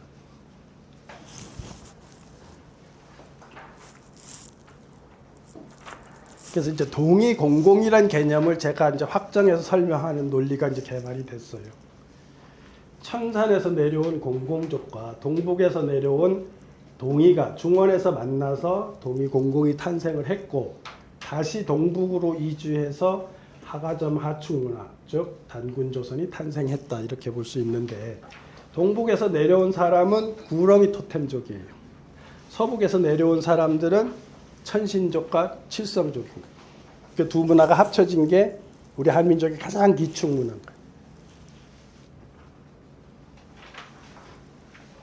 자, 이거 지도를 만들었어요. 고구민표, 아까 그랬죠. 고구민표에 보면 중국 문화사에서 복희여회가 시발이에요. 근데 복희여회는 동이족이잖아요. 이게 여회 말에 공공이 들어오는 거예요. 그러면 그래서 먼저 들어온 사람들은 동북 지역에서 이렇게 내려가는 거예요. 왜냐하면 복희 토템이 호랑이 토템이에요. 호랑이와 구렁이 토템이에요. 중국에 나오는 복희 도상을 보면 지금도 복희가 호랑이 가죽 옷을 입고 있는 그림들이 많이 남아 있어요. 우리가 단군 신화의 호족하고 관련되어 있는 거예요. 그거는 동북 시베리아에 있어요. 지금 요소 지역에는 호랑이가 없어요. 동북 지역에 주로 살았단 말이에요. 그건 무슨 소리냐 하면 동해 시원은 복희여회 동해 시원은 아무르 강주예요. 그 최근에 이제 유전학적으로 또 얘기가 돼요. 그 부분도. 그렇게 해서 여기서 이렇게 내려오는 거죠. 근데 아까 말했지만 기원전 2300년의 해안선은 이렇게 돼 있고 4300년 이전의 해안선은 이렇게 돼 있어요. 그러니까 완전히 산동 반도는 바닷속에 있었어요. 산동 반도는 태산이 섬이었어요. 높은 산봉우리를 섬으로 한 바닷속에 있었다고. 기원전 4300년. 그러면 당연히 동의가 이주를 하면 이렇게 돼서 하남으로 들어오는 거예요. 그래서 아까 복양에 있는 그 유골을 치우의 유골이라고 중국 사람도 말을 하는 거예요. 이런 원리 때문에. 그렇게 하면 여기서 만나서 상당 기간 1000년, 2000년 같이 살면서 동의공공이 탄생하는 거예요. 그렇게 해서 자장이 단군 세력의 주도권을 가진 사람들을 동의공공이라는 개념으로 알고 있었던 거예요. 자장까지. 그게 이제 그 자장이 남긴 말에 있었던 거죠. 그렇게 해서 동의공공이 하가점 하충 문화인 단군조선으로 왔다가 쭉쭉쭉 여기서 이주하면 동의공공이 신라로 들어오는 거예요. 그러니까 지금 제가 내가 뭐 신라을이라는 단체를 운영을 하지만 그게 그냥 뭐 신라가 좋아서가 아니고 제가 공부를 해서 보면 한국의 정신문화와 혈맥이 서북 지역에서 출발해서 계속 움직여서 동남쪽으로 왔다는 거예요. 그랬기 때문에 신라라고 하는 공동체가 우리 고유의 사상을 품을 수 있었고 그 1000년 동안 품어줬기 때문에 우리가 완전히 중국적인 사유를 문화를 하지 않을 수 있었던 거예요. 그러니까 저가 이런 표현도 할 수 있어요. 너무 고구려만 좋아하지 말고 그런 면에서 신라를 다시 생각해 봐야 돼요. 왜냐하면 신라가 우리의 역사와 사유 정체성을 유지할 수 있는 배경이 된 공동체는 분명히 신라였기 때문에 우리가 지금 한류가 일어나서 온 세상이 한류하고 결국 K문화의 근원은 풍류 사상에 있는 거예요. 그럼 그 풍류 사상을 유지하고 우리 공동체의 어떤 운영의 기저 사상으로 계속 할 수 있었던 그 원동력은 신라에 있었고 신라가 있었기 때문에 그 유지가 됐다는 거예요. 그래서 그렇게 형성된 동의공공이 아까 그랬잖아요. 이렇게 해서 아까 하락고국의 칠성문화가 여기 남아 있었던 거예요. 그러니까 칠성문화를 가지고 이렇게 온 거죠. 그래서 천선사상과 칠성신앙을 기반으로 한 선도가 칠성신앙이 단군조선의 중심 사상이 되었고 단군조선인의 이주와 함께 그 정신문화가 신라로 전달됐다는 게 이제 제 입장에서 35년 공부해서 거의 답이 나온 거예요. 한국 삼고사를 정리하고 그 문화 흐름을 보니까 칠성신앙도 알겠고 풍유장신도 알겠고 뭐 이렇게 이제 정리가 되는 거죠. 이 사람들을 지인이라고 해요. 실제로 기록해도 삼국 4기 3기에서 다 지인으로 표현되거든요. 근데 재밌잖아요. 저거는 진짜는 별신자이기도 해요. 근데 저 진짜가 가리키는 거는 북극성이에요. 단군 조선 사람들이 진인인 거예요. 북극성을 칠성을 신앙하던 사람들인 거예요. 천손이고 하늘의 아들이라고 하는, 그러니까 진인이라고 하는 말에 다 그게 담겨 있어요. 그리고 이게 별신자로 읽으면 우리 한국 사람들이 춤추고 노래하고 예술하고 뭐 일을 할 때 뭐 신명 나게 한다잖아요. 신명이 다 어디서 오냐면 여기서 오는 밝은 에너지고 빛인 거예요. 그러니까 우리는 개별적인 자아보다도 큰 일을 하거나 공적인 일을 하거나 몰입하면 근원적인 자기하고 만나서 거기서는 어떤 에너지로 일도 하고 예술도 하고 춤도 추고 먹고 뭐 이렇게 할 수 있다는 거예요. 아까도 설명드렸지만 여외를 개성한 공공이라는 게 고급인표에 나와요. 복희 여외 공공 점점점점 염제 점점점점 황제 이렇게 나와요. 고급인표에는. 그 중국 후한 사람들의 엘리트들의 생각이었어요. 그러니까 그걸 이제 자기네 유리하게 편집하지 않은 사람들의 생각이었다. 그러니까 그런 것들을 지금 다 집어넣고 칠성신앙 이렇게 보면 바로 칠성신앙은 공공의 문화였던 거예요. 그건 제 책에 이미 수자룡을 환원해서 그걸 다 입론을 해놨어요. 근데 지금 제가 흥분하는 거는 칠성신앙의 흔적이 그야말로 뚜렷하게 그것도 도읍의 중심 재단으로서 두 개가 발견됐다는 거예요. 근데 추론해보면 그게 백리에서 두 개가 나왔으니까 백리 사이 공동체마다 있었을 거라는 거예요. 그러면 유라시아 문명사에서 칠성 적어도 이 중원 지역에서 칠성 신앙의 핵심 지역은 저 지역이라는 거죠. 그렇게 하면 한민족이 이런 게 아니라 지금 무속을 공부하는 거의 100%가 한민족의 가장 기본적인 신앙은 칠성 신앙이라고 하는 건 다 인정한단 말이에요. 그러면 이렇게 보면 우리가 환단곡에서 말하듯이 알타이 천산 알타제 동쪽으로 바로 이주한 게 아니라는 거예요. 그러니까 문화적인 양태로 봤을 때 내려왔다 올라온 거라는 거예요. 사실 부도지에서는 내려왔다 올라왔다고 말하고 있어요. 환단곡에서 동쪽으로 바로 왔다고 말하고 있고 그건 나름대로 어떤 신화적인 혹은 어떤 이야기들이 전해져 오던 얘기겠죠. 그래서 이게 이제 최근에 나온 논문이에요. 이게 바다가 이렇게 들어왔었대요. 조금 하는데 이게 거의 후한 때까지 진나라 때까지도 이렇게 돼 있었대요. 우리가 사실 이런 거 모르고 공부했는데 지금 이제 해양 뭐 이런 공부한 사람들의 이제 논문인데 4,300년 전에 완전히 바다가 여기까지 들어왔대요. 그럼 산동반도는 어떻게? 여기에만 섬으로 남아 있었던 거예요. 이 시절에는. 여기 지금 하얀 쪽만. 이게 다 바다였던 거예요. 이런 데만 산으로 남아 있고 섬이었던 거예요. 그러니까 동이가 여기서 발생해가지고 이렇게 온 게 아니라는 거예요. 그러니까 동이의 원뿌리는 동북 지역에서 나온 거예요. 그러니까 복희가 아까 치유의 무덤이라고 한 것도 보면 용하고 호랑이라 했잖아요. 그러니까 용하고 호랑이는 동북 시베리아에 있는 토템인 거예요. 그렇잖아요. 근데 지금은 그게 유전학적으로도 얘기가 돼요. 기원전 6,000년경에 거기에서 있던 사람들이 이주한 흐름이라는 게 지금 유전학 연구에서도 지금 밝혀지고 있어요. 근데 이것도 제 책에 있는 건데 중국 사람 덩이라고 하는 학자가 자기 논문에 쓴 걸 제가 가져왔는데 유전학적으로 조사를 해보니까 자기네 한족이 생기는 흐름이 동북 지역에서 내려온 그룹하고 서북 쪽에서 내려온 그룹이 두 그룹이 있더라는 거예요. 그전에 자기들이 약간 양자강 쪽에서 올라오지 않았나 뭐 이런 얘기들도 하고 그랬어요. 간족이. 근데 그게 아니더라는 거예요. 동북과 이렇게 돼 있다는 거예요. 그러면 동이가 뱀족이었다는 것을 설명하고 풍류도하고 연결해서 생각해 보면 아마 여러분들 아마 요새 유튜브 공부하는 사람은 아마 최태준 박사 아마 각골문 보시는 분들이 있을 거예요. 이분이 그 내용에서 밝혀놓은데 통화를 한번 했는데 우리가 바람풍을 할 때 지금은 바람풍이잖아요. 근데 이분 연구에 의하면 상나라 은나라 시대는 그냥 바람, 그 한자 읽기를 그냥 바람이라고 읽었대요. 그러니까 그거 우리 거잖아요. 원래 그때 바람으로 읽었대요.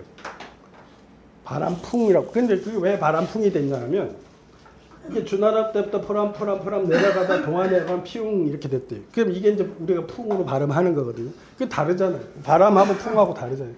그러니까 이 말을 풍을 읽을 때 바람이라는 의미를 가진 풍 이렇게 되는 거예요. 바람풍. 그러면 이 바람풍이 가지고 있는 의미가 바람이라는 의미도 있지만 그냥 바람이라는 의미도 있지만 뱀이라는 의미가 있다는 거예요. 뱀. 바람이라는 우리 고유의 말 속에는 그 바람이 뱀을 지시하기도 한다는 거예요. 그래서 이 사람 이분도 그렇고 나도 사실 이분 말고도 내 책에서도 그건 해놨는데 풍납토성, 풍납이거든요. 그게 원래는 배암성이었대. 바람성이고 배암성이었단 말이에요. 그러니까 또 그 저쪽에 고구려에 있었던 어떤 성도 백암성 그것도 또 배암성이었다는 거예요. 그게 뭐냐면 우리는 요거를 있잖아요. 봐요. 이렇다는 거예요. 우리가 풍류도 할 때 그냥 간단하게만 설명할게요. 제가 규정하는 건데 풍류도의 풍류가 뭐냐? 그냥 많은 사람들이 바람과 물의 흐름 뭐 이런 수준으로 해석하면 어떤 모순에 빠지냐 하면 아니 풍류를 바람과 물의 흐름으로 해석하는데 어떻게 유교, 도교, 불교를 다 수용하겠어요? 말이 안 되잖아요. 그죠?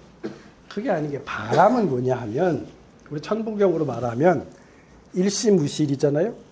근원적인 알이 있으면 이게 빅뱅을 하잖아요. 그러면 에너지가 일어나죠. 그러면 에너지가 일어나는 게 계속 에너지가 움직이면서 삼재를 짓죠. 천진 삼재를 짓죠. 근데 이 천진 삼재는 하늘도 음양으로 작동을 하고 땅도 음양으로 만들고 생명도 음양으로 작동하면서 세상을 지어가죠. 그럼 뭐예요? 하나님, 하늘님, 근원적인 알에서 나오는 근원적인 바람, 성령, 숨결, 모든 걸 지어가는 숨결, 그런 의미예요. 그래서 그 풍류의 흐름은 이 모든 세상을 지어가는 순방향의 흐름을 마음으로 깨닫고 우주가 작동하는 리듬을 승해서 역으로 안 하고 승해서 함께 상보적으로 상생하는 그런 도를 살아가는 억지로 안 살고 순방향으로 살아가는 그게 풍류도였던 거예요. 그거는 천지 모든 도의 근원인 거예요. 그러니까 유교가 나오고 도교가 불교가 나와도 그 도 속에 다 들어있는 거예요. 그래서 풍류도가 삼교를 포함할 수 있었다는 거예요. 그러면 왜 뱀이라 했을까? 봐요. 이게 이제 뱀자가 이렇게 돼 있대요. 돛대 범자하고 충자로 돼 있어요. 그러면 이렇게 생각한 거예요. 바람 우리 눈에 안 보이죠? 그럼 어떻게 생각했냐면 돛대가 있다고 가정을 해요. 그러면 돛대에 걸리는 게 있어요. 그 돛에. 그때 그 벌레가 걸린다고 생각한 거예요. 근데 이게 나중에 이제 뱀으로 바뀌는데 무슨 소리냐면 바람 속에 들어있는 모든 것을 짓는 인자, 생명의 영, 모든 생명을 짓는 인자를 뱀으로 사유한 거예요.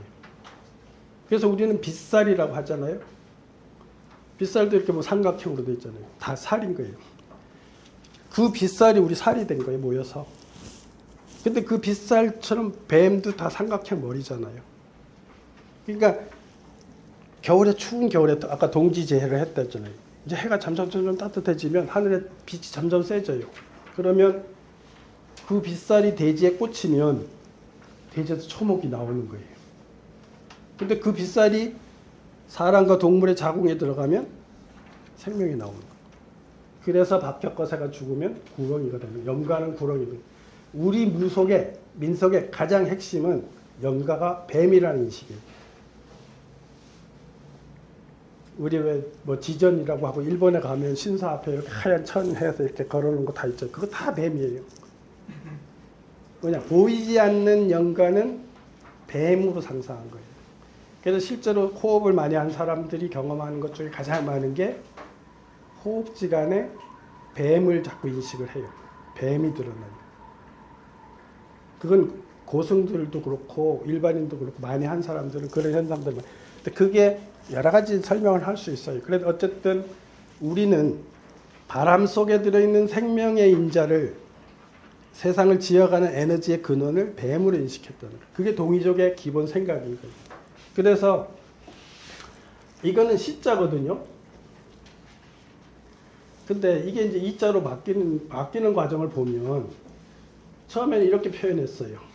근문에서. 근문은 청동기에 있는 거예요. 그 다음에 소전에 오면 궁자처럼 표현했어요. 근데 해서에 오면 완전히 궁으로 돼 있잖아요. 대자에 궁자 돼 있잖아요. 그래서 우리는 지금까지 뭐라고 해요? 동이는 큰 화살을 잘 쏜다 이랬죠. 그거는 후한 때 설문에서 설명하길 그렇게 한 거예요. 무슨 소리냐면 후한에서 설문을 쓴 그 사람은 고고학 자료나 고대 자료를 모르는 상태에서 자기가 추론한 거예요. 자기 글자를 보니까 큰 대자에 궁이 있는 거예요. 그래서 큰 활을 잘 쏘는 게 동인가 보다. 뭐 예신화도 있고 이러니까. 근데 그게 아니고 큰 뱀이었던 거예요. 큰 뱀족. 그걸 어떻게 또 설명할 수 있냐면 이걸 다르게 또 이렇게 표현되어 있어요. 그 사람 인자에 궁을 해놨어요. 또 어떤 근문에는 사람의 뱀을 완전히 해놓은 것도 있어요. 그건 뭐예요? 이게 우리가 근조할 때 조자잖아요. 이게 무슨 소리냐 하면 죽은 사람들이 근조하죠. 이 집에 영가가 있습니다. 이 집에 영가가 있습니다. 죽은 뱀이 있습니다. 사람이 죽었습니다. 이 말이 뜻하는 게 몸에서 영가가 빠져나고. 근데 이거는 제가 또 이상한 소리, 재미있는 소리 하면 근데 할머니 죽을 때 이걸 봤어요. 어떻게 봤냐면 우리 할머니 돌아가실 때 새벽에 꿈을 꾸는데 할머니가 안방에 색동 옷을 입고 누워 계시는 거예요. 그 장면이 시작이 됐어요. 근데 이게 우리가 영화의 슬로우 비디오처럼 이 색동 옷이 쫙 사라지는 거예요.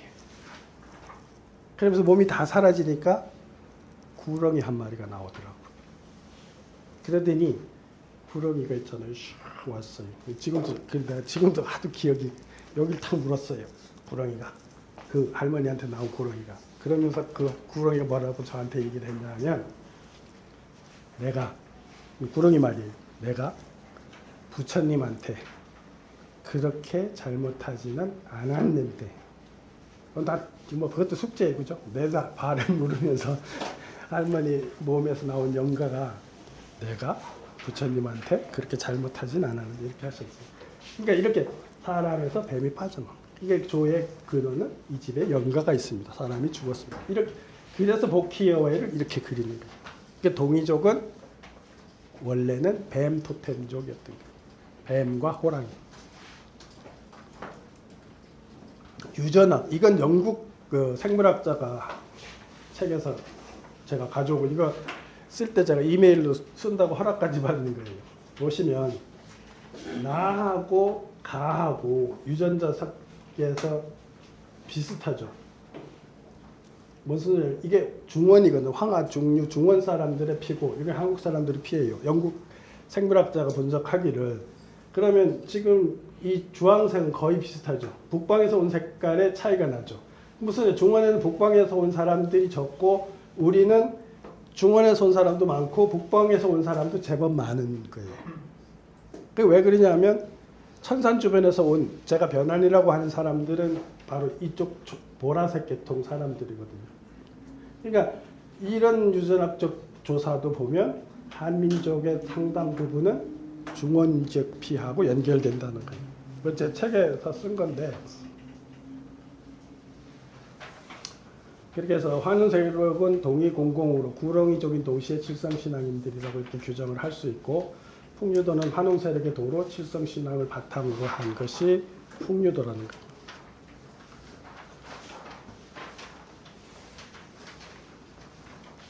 그렇게 해서 지금 뭐 이제 계속 설명을 하니까 아까 이건 여러분들 최근에 아마 이런 자료 보신 분 있을 거예요. 죽석인연인 게 확실하게 나와요. 그러니까 근본 죽석인연이라고 하는 거는 나중에 편집한 가짜로 지금 판정이 났어요. 그래서 고본 죽석인연이라고 하는 명칭이 있는데 그거는 죽석인연이 발견되고 난 이후에 그것이 전달되는 과정에서 다른 학자들이 인용한 부분. 그게 고본 죽석인연인데 이 고본 죽석인연에 분명히 순이 요를 평양에 가두고 제위를 치었다 이렇게 나오는 거예요. 그러니까 패도적인 힘을 썼다. 절대 선양이 아니라는 거예요. 그러니까 유교적인 유학자들이 요순 시대를 황금 시대라고 말한 거는 완전히 가짜고 자기네 종족을 우상화하기 위해서 위대하게 만들기 위한 조작이라는 거예요. 똑같은 내용, 다른 내용 또 있어요. 급총서에서 이르기. 이게 여기에 인용된 거예요. 사통이라는 책에. 순이 요를 평양에서 풀어줬다. 제위를 취하고 나서 풀어줬다는 거예요. 그 다음에 우임금 같은 경우도 고본죽석인연에 우는 하의 땅을 점거하고 순에게 반기를 들어서 결국 순을 물리친 뒤 그를 창호로 유배시켰고 순은 마침내 창호에서 죽었다 이렇게. 그럼 뭐예요? 요순 우가 선양이 아니고 쿠데타로 권력을 차기. 그 업보는 어디서부터 출발했냐? 요임금이 우리 스스로도 흉이라고 하는 사흉을 사해로 내쫓은 거. 공공을 동북으로 동이 누구더라? 하여튼 그 동이 쪽으로 보내고 서흉 묘족을 저쪽으로 보내고 이렇게 한 그 힘으로 다른 종족들 같이 어우러 사는 종족들을 내친 그 업보가 시발점이 돼서 자기도 순임금한테 내쳐줬고 순 또한 우임금한테 내쳐줬고 그래서 울은 완전히 장악을 해서 피로 전달하는 왕통을 전달하는 패권 사회를 만든 거예요. 그러니까 이거는 제가 왜 이런 걸 강조하냐면은 우리 뭔가 지금 머릿속에 잘못된 거를 다시 뒤집어서 복구해야 우리가 천선 민족이고 우리가 천도 문화를 유지했고 우리가 상생 문화를 했고 우리가 우리 문화 우리 늘 그렇잖아요. 우리 마누라 보고도 우리 마누라 그러잖아요. 왜 내 마누라인데 왜 우리 마누라 그래? 그만큼 우리는 우리라고. 우리는 한 우리 속에 사는 생명 공동체라고 하는 게 많은 거예요. 그래서 제가 자주 하는 말 중에 세상이 바뀌려면 지도자가 군림하거나 착취하면 안 되는 거예요. 단군 시대부터 지인들이 다스리던 우리 조상들은 지도자들이 군림하지 않고 착취하지 않았어요. 조정자 역할을 하고 서로 상생할 수 있도록 도와주는 역할을 한 거예요. 그러니까 우리가 미래가 대한민국이 다시 세계 선도 국가가 되고 주도권을 가지려면 지도자들 의식이 다시 바뀌어서 지들이 거기 올라가서 군림하려고 하면 안 되는 거예요. 또 그 자리를 가지고 착취하면 안 되는 거예요. 봉사하는 자리인 거예요. 하나님의 아들로서 선인으로서 봉사하는 그러니까 그럼 어떻게 세상을 개혁하고 세상을 바꿀 거냐. 지금 학습된 사람들 가지고 안 되는 거예요, 사실은. 그래서 저는 자꾸 지금 하는 게 뭐냐면 학교를 만들어야 돼요, 학교. 다시 그런 인재들을 양성해서 그런 사람들이 사회 주도층으로 가도록 만들어야 홍익 세상이 되는 거예요. 우리가 아무리 홍익 하자 해서도 안 되는 거예요. 왜 머리는 다 그렇잖아요. 뭐 윤석열 이런 검찰 애들 머리가 나쁜 애들 아니잖아요. 머리 대한민국도 뭐 외우는 거를 최고하니. 근데 지금 권력 잡으니까 자기들 기득권 유지하고 뭐 이렇게 할만 하려 하잖아요. 그러니까 그렇게 해서 세상이 안 바뀐다는 거예요. 아까 처음에 말했던 게 이게 자료가 또 나왔어요. 이게 이제 젊은 전사들의 유골이거든요. 이게 지금 보세요. 지금 여자 유골인데 여기 지금 자궁에다 뼈 박아 놓은 거 봐요. 얼마나 잔인해. 이게 지금 요도에서 나온 거예요. 요임금 수도에서 나온 거예요. 책을 그 발굴하는 과정에서. 그러니까 자기들이 지금 이념적으로 서경과 사기에서 요순으로 가는 것이 황금시대고 선양문화, 천도문화고 이거 다 뻥이라는 거예요. 그건 이게 지금 봐요. 이제는 서적으로 증명되고 고고학적으로 증명이 되잖아요. 그러니까 우리가 힘으로 중국한테 밀렸지만 사상으로 정신으로 밀리지 않았다는 거예요. 그럼 우리가 지금 자존을 찾는 거 어디서 찾아야 돼요? 바로 그런 역사성과 사상성을 다시 회복해서 우리가 착한 선의 공동체를 지향하는 리더들, 능력 있으면서도 군림하지 않고 착취하는 리더들, 그렇게 만들어서 우리 공동체를 유지하는 모범 국가가 되면 다른 나라에서 결국은 우리를 우러러보게 되고 따르려고 할 거 아니에요. 지금 한류가 나가는 모든 것이 그런 세상을 만들기 위한 밑그림이 지금 그려지고 있는 거예요. 사실은 어떻게 보면. 그러니까 절대 희망을 놓을 필요가 없는 거예요. 내가 보면. 그러니까 이 세상은 그냥 옛날에 무슨 홍콩 영화가 대만 영화가 일시적으로 유행했던 그 차원이 달라요. 지금 내가 오늘 설명하는 맥락에서 보면 천도 문화에서 패도 문화로 와서 굴러오던 세상이 다시 천도 문화로 넘어가는 변곡점이 있는 거죠. 지금. 이건 문명사적인 변혁의 시대이기 때문에 그러면 우리는 한민족은 뭐 해야 되냐? 바로 이런 민족의 사상성과 역사성과 사상성을 있는 그대로 다시 학습을 하고 그 장점을 되살리고 해서 우리들이 뭉쳐서 젊은이들 심지어 아이들까지 다시 그런 덕성을 가진 아이들로 길러내야 되는 거예요. 그런 다음에 홍익 세상에 오는 거예요. 근데 그걸 제일 빨리 할 수 있는 게 뭐냐면 권력을 장악하는 거거든요. 이건 농담인데 제가 2002년, 3년 우시라 교수하고 중국 답사를 다닐 때 한 달씩 다니고 막 이랬는데 저녁에 맨날 술 먹으면 하는 얘기가 뭐냐면 야, 우리 공부해서 통일정국을 접수하자 그랬어요. 실제로 그렇게 떠들고 다녔어요. 근데 그때 마인드가 뭐냐, 지금 이게 내가 하는 소리예요. 이런 세상을 가장 빨리 만드는 거는 이런 생각을 가진 사람들이 중심이 돼서 국가 권력을 장악해야 그 프로그램에다가 빨리 집어넣을 수 있어요. 제가 아무리 공부를 하고 이런 주장을 해도 내가 혹은 우리가 중심축에 없으면 난 멘토 수준뿐이 안 돼요. 그럼 멘토 수준으로 하면 지 새끼는 지가 하고 싶은 대로 또 하는 거예요. 근데 만약에 이런 의식을 공유하는 우리들이 주도권을 장악하면 교육 시스템에다가 프로그램을 깔 수 있어요. 네. 명상 프로그램을 깔 수 있고 왜 그 선으로 살아 이런 것들을 다시 가르칠 수가 있다는 거예요. 이제 다 해가는데 이 책 보신 분 계실 거예요. 이게 작년에 나왔어요. 서울대 지리학과 교수인데 지리학과 교수인데 책을 이렇게 쓰셨어요. 한국인의 기원. 근데 이분 책을 보면 뒤에 보러 각주를 쳐놓은 거 보면 한글 논문이 없어요. 무슨 소리냐면 당신은 세계적으로 권위 있는 논문에 나오는 주장만 가지고 가능하면 쓰겠다는 의지로 이 책을 썼어요.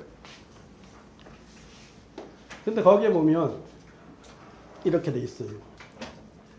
지금 이렇게 표현해도 될지 모르지만 환단고기를 좋아하시는 분들과 그 그룹에서 홍산 문화가 나오니까 홍산 문화는 환웅의 문화다 이렇게 지금 얘기하고 있어요. 시중에서. 그런데 이 책에 의하면 홍산 문화에는 수렵채집인이고 아무르의 인의 유전자가 높은데 단군 시대로 추정되는 하가점 하축 문화는 조기장 농경인데 황화강 유전자가 높더라는 거예요. 이 논문이 언제 나온 거냐면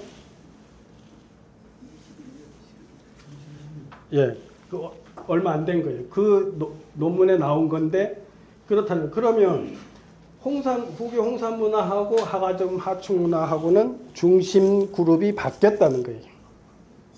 그죠? 그러면 홍산 문화가 환웅의 문화라고 주장하는 논리는 만약에 이게 맞다면 틀린 논리가 되는 거예요. 그래서 앞에 쭉 말했지만 동이공곡의 천선문화, 칠성문화 이것이 이렇게 올라와서 이렇게 내려오는 거예요.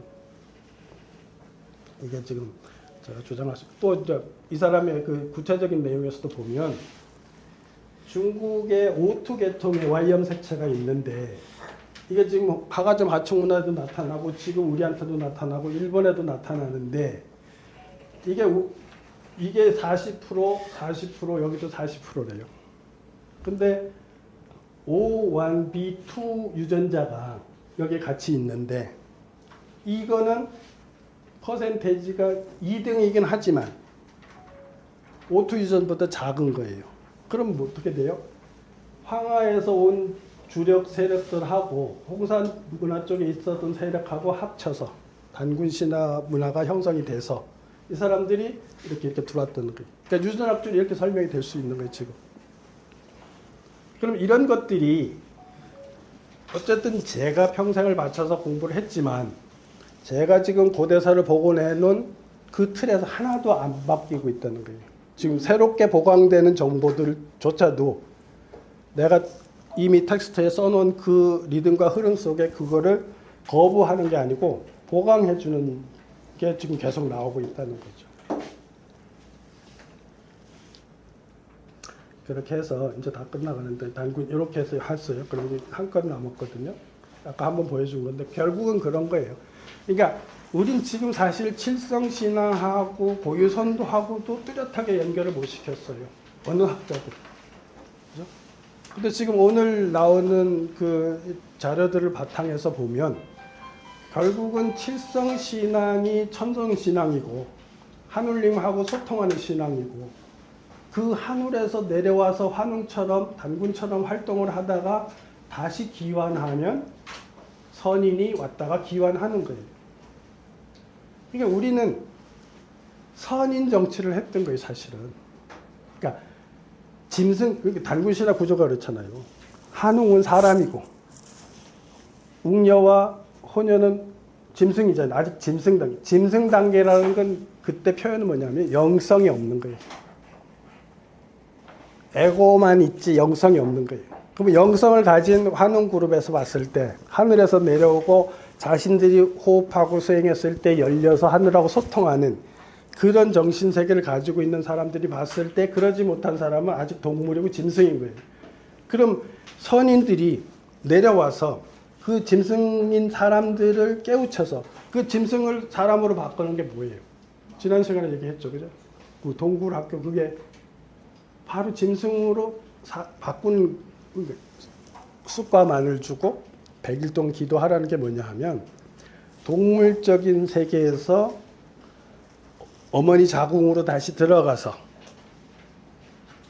에고적인 자기가 아니라 근원적인 자신을 재발견해서 사람이 되는 거예요. 그럼 사람이 되면 서로 사람답게 사는 거예요. 우리말 중에 서로 사람이 사람답게 살아야지 뭐 이런 말 굉장히 철학적인 말이에요. 짐승처럼 살면 안 됩니다. 그러니까 우리가 착한 거예요. 한민족이 덕성이 기본적으로 착한 게 그렇게 사람이 되려고 하고 보이지 않는 하늘의 말을 믿으려고 하고 따르려고 하고 그죠? 그런 마음이 있으면 여러분도 어제도 누굴 만났는데 그러더라고요. 자기 맨날 운대요. 왜 우냐고. 하나님이 불쌍하네. 왜 하나님이 불쌍해? 하나님이 그렇게 뭘 하고 싶고 이렇게 했는데 그 답답해서 울음이 안 나오겠냐는 거야. 이 세상이 이렇게 답답한데. 그래서 불교에서도 그러잖아요. 중생이 아프면 보살이 아프다. 우리 선인들은 그러니까 제가 하는 말인 거예요. 우리 지도자였던 그 선인은 자기 공동체 구성원들의 에너지, 돈, 재본 뭐 이런 걸 뺏어 먹는 사람들이 아니었던 거예요. 부모로서 불쌍해서 복도다 주고 서로 싸우고 하면 갈등을 해소시켜주고 또 뭔가 기획을 해서 잘 살 수 있게 뭐 농사를 어떻게 하든지 뭐지 뽕나무를 어떻게 해라든지 어쨌든 해서 뭐 이렇게 하려고 베푸는 사람들이었던 그런 착한 마음을 가지고 산 사람들이 환웅 시대부터 하면 거의 3,000년, 4,000년을 산 민족이에요, 우리가. 그러니까 우리 DNA 속에 얼마나 착한 그 심성이 들어있겠어. 바로 그 착한 심성에 나오는 문화, 가족 문화, 예술 문화, 이런 것들이 신명문화 이런 것들이 지금 세계인들이 보니까 뭐가 다른 거예요. 자기들이 잃어버린 그러니까 지금 한국인들이 하는 모든 것이 이제 달라 보이는 거예요. 어젠가 무슨 뭐지 뭐지 요새 1등 했다고 하는 거 만화 영화 만들었는데 그 몬스터 잡는데 뭐 이제 나와가지고 그런 것도 그런 캐릭터를 하고 하는 것도 금방 1등 했잖아요. 그것도 지금 그러니까 지금 그러니까 제가 이제 다 끝나 제가 하고 싶은 그 마지막 말은 그런 거예요. 우리가 이런 맥락에서 문명사를 이해하고 보면 정말 우리가 이런 거를 서로 공유하고 공감하면서 다시 그걸 회복하면 정말 대한민국은 세계의 아름다운 주도권을 갖는 리더가 될 수 있어요. 그러고 아까도 말했지만 기술력도 이번엔 받쳐줘요. 우리가 원래 기술력이 공업집단이거든요. 공공할 때 공이 성스러운 재단이기도 하지만 이 사람들이 한 게 공업이었기 때문에 그래서요. 내가 그 공공적 자료 공부를 더 해보니까 하가점 하충문화에 오면 축성이 엄청나게 많아요. 강가로. 돌 다스리는 기술이 공공이 최고였어요. 왜? 황하 물 넘치면 뚝을 만들어야 되잖아요. 흙만 파면 안 되잖아요. 그 속에 돌도 갖다 그럼 산을 맨날 깎아가지고 그 물 새면 또 갖다 맞고 그 돌을 얼마나 잘 다뤘겠어요. 그게 하가점 하충문화의 축성을 많이 하는 기술이고 그게 또 하면 고구려의 축성이 대단히 중국 축성보다 더 잘 만들고 하는 이런 돌을 잘 다루고 그러면 결국은 이제 뭐 삼중탑도 잘 만들고 이런 모든 것이 사실은 그런 우리의 자질들이 있었다는 거죠. 그러니까 제가 오늘 제목 자체가 칠성신앙하고 고유선도하고 바로 연결시켜서 당황스러운 부분도 있었겠지만 어쨌든 제가 35년 연구하고 공부하고 자료가 보태줘서 지금은 결론은 그런 거예요. 결국 고유선도는 칠성신앙을 뿌리로 한 우리들의 사상이었던 거예요. 이렇게 이해하시면 틀리지 않을 거고 조금 전에 말했듯이 이게 홍익세상 우리가 지금 홍익세상 꿈꾸고 지금 한사무도 하는데 그러니까 지금도 난 사람을 만나면 되는데 어쨌든 좋은 인연이 생겨서 우선 지금은 그래 저는 급하니까 중간 계층을 교육할 수 있는 학교를 만들자.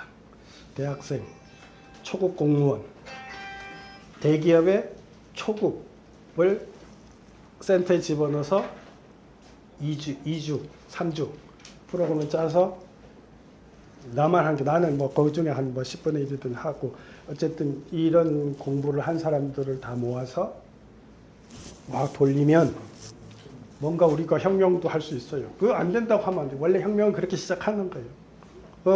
일본에서 뭐 유신혁명할 때도 몇 사람 모여서 하는 거예요. 그 의지가 진리에 가까우면 깃발을 들면 되는 거죠. 여기까지 하겠습니다.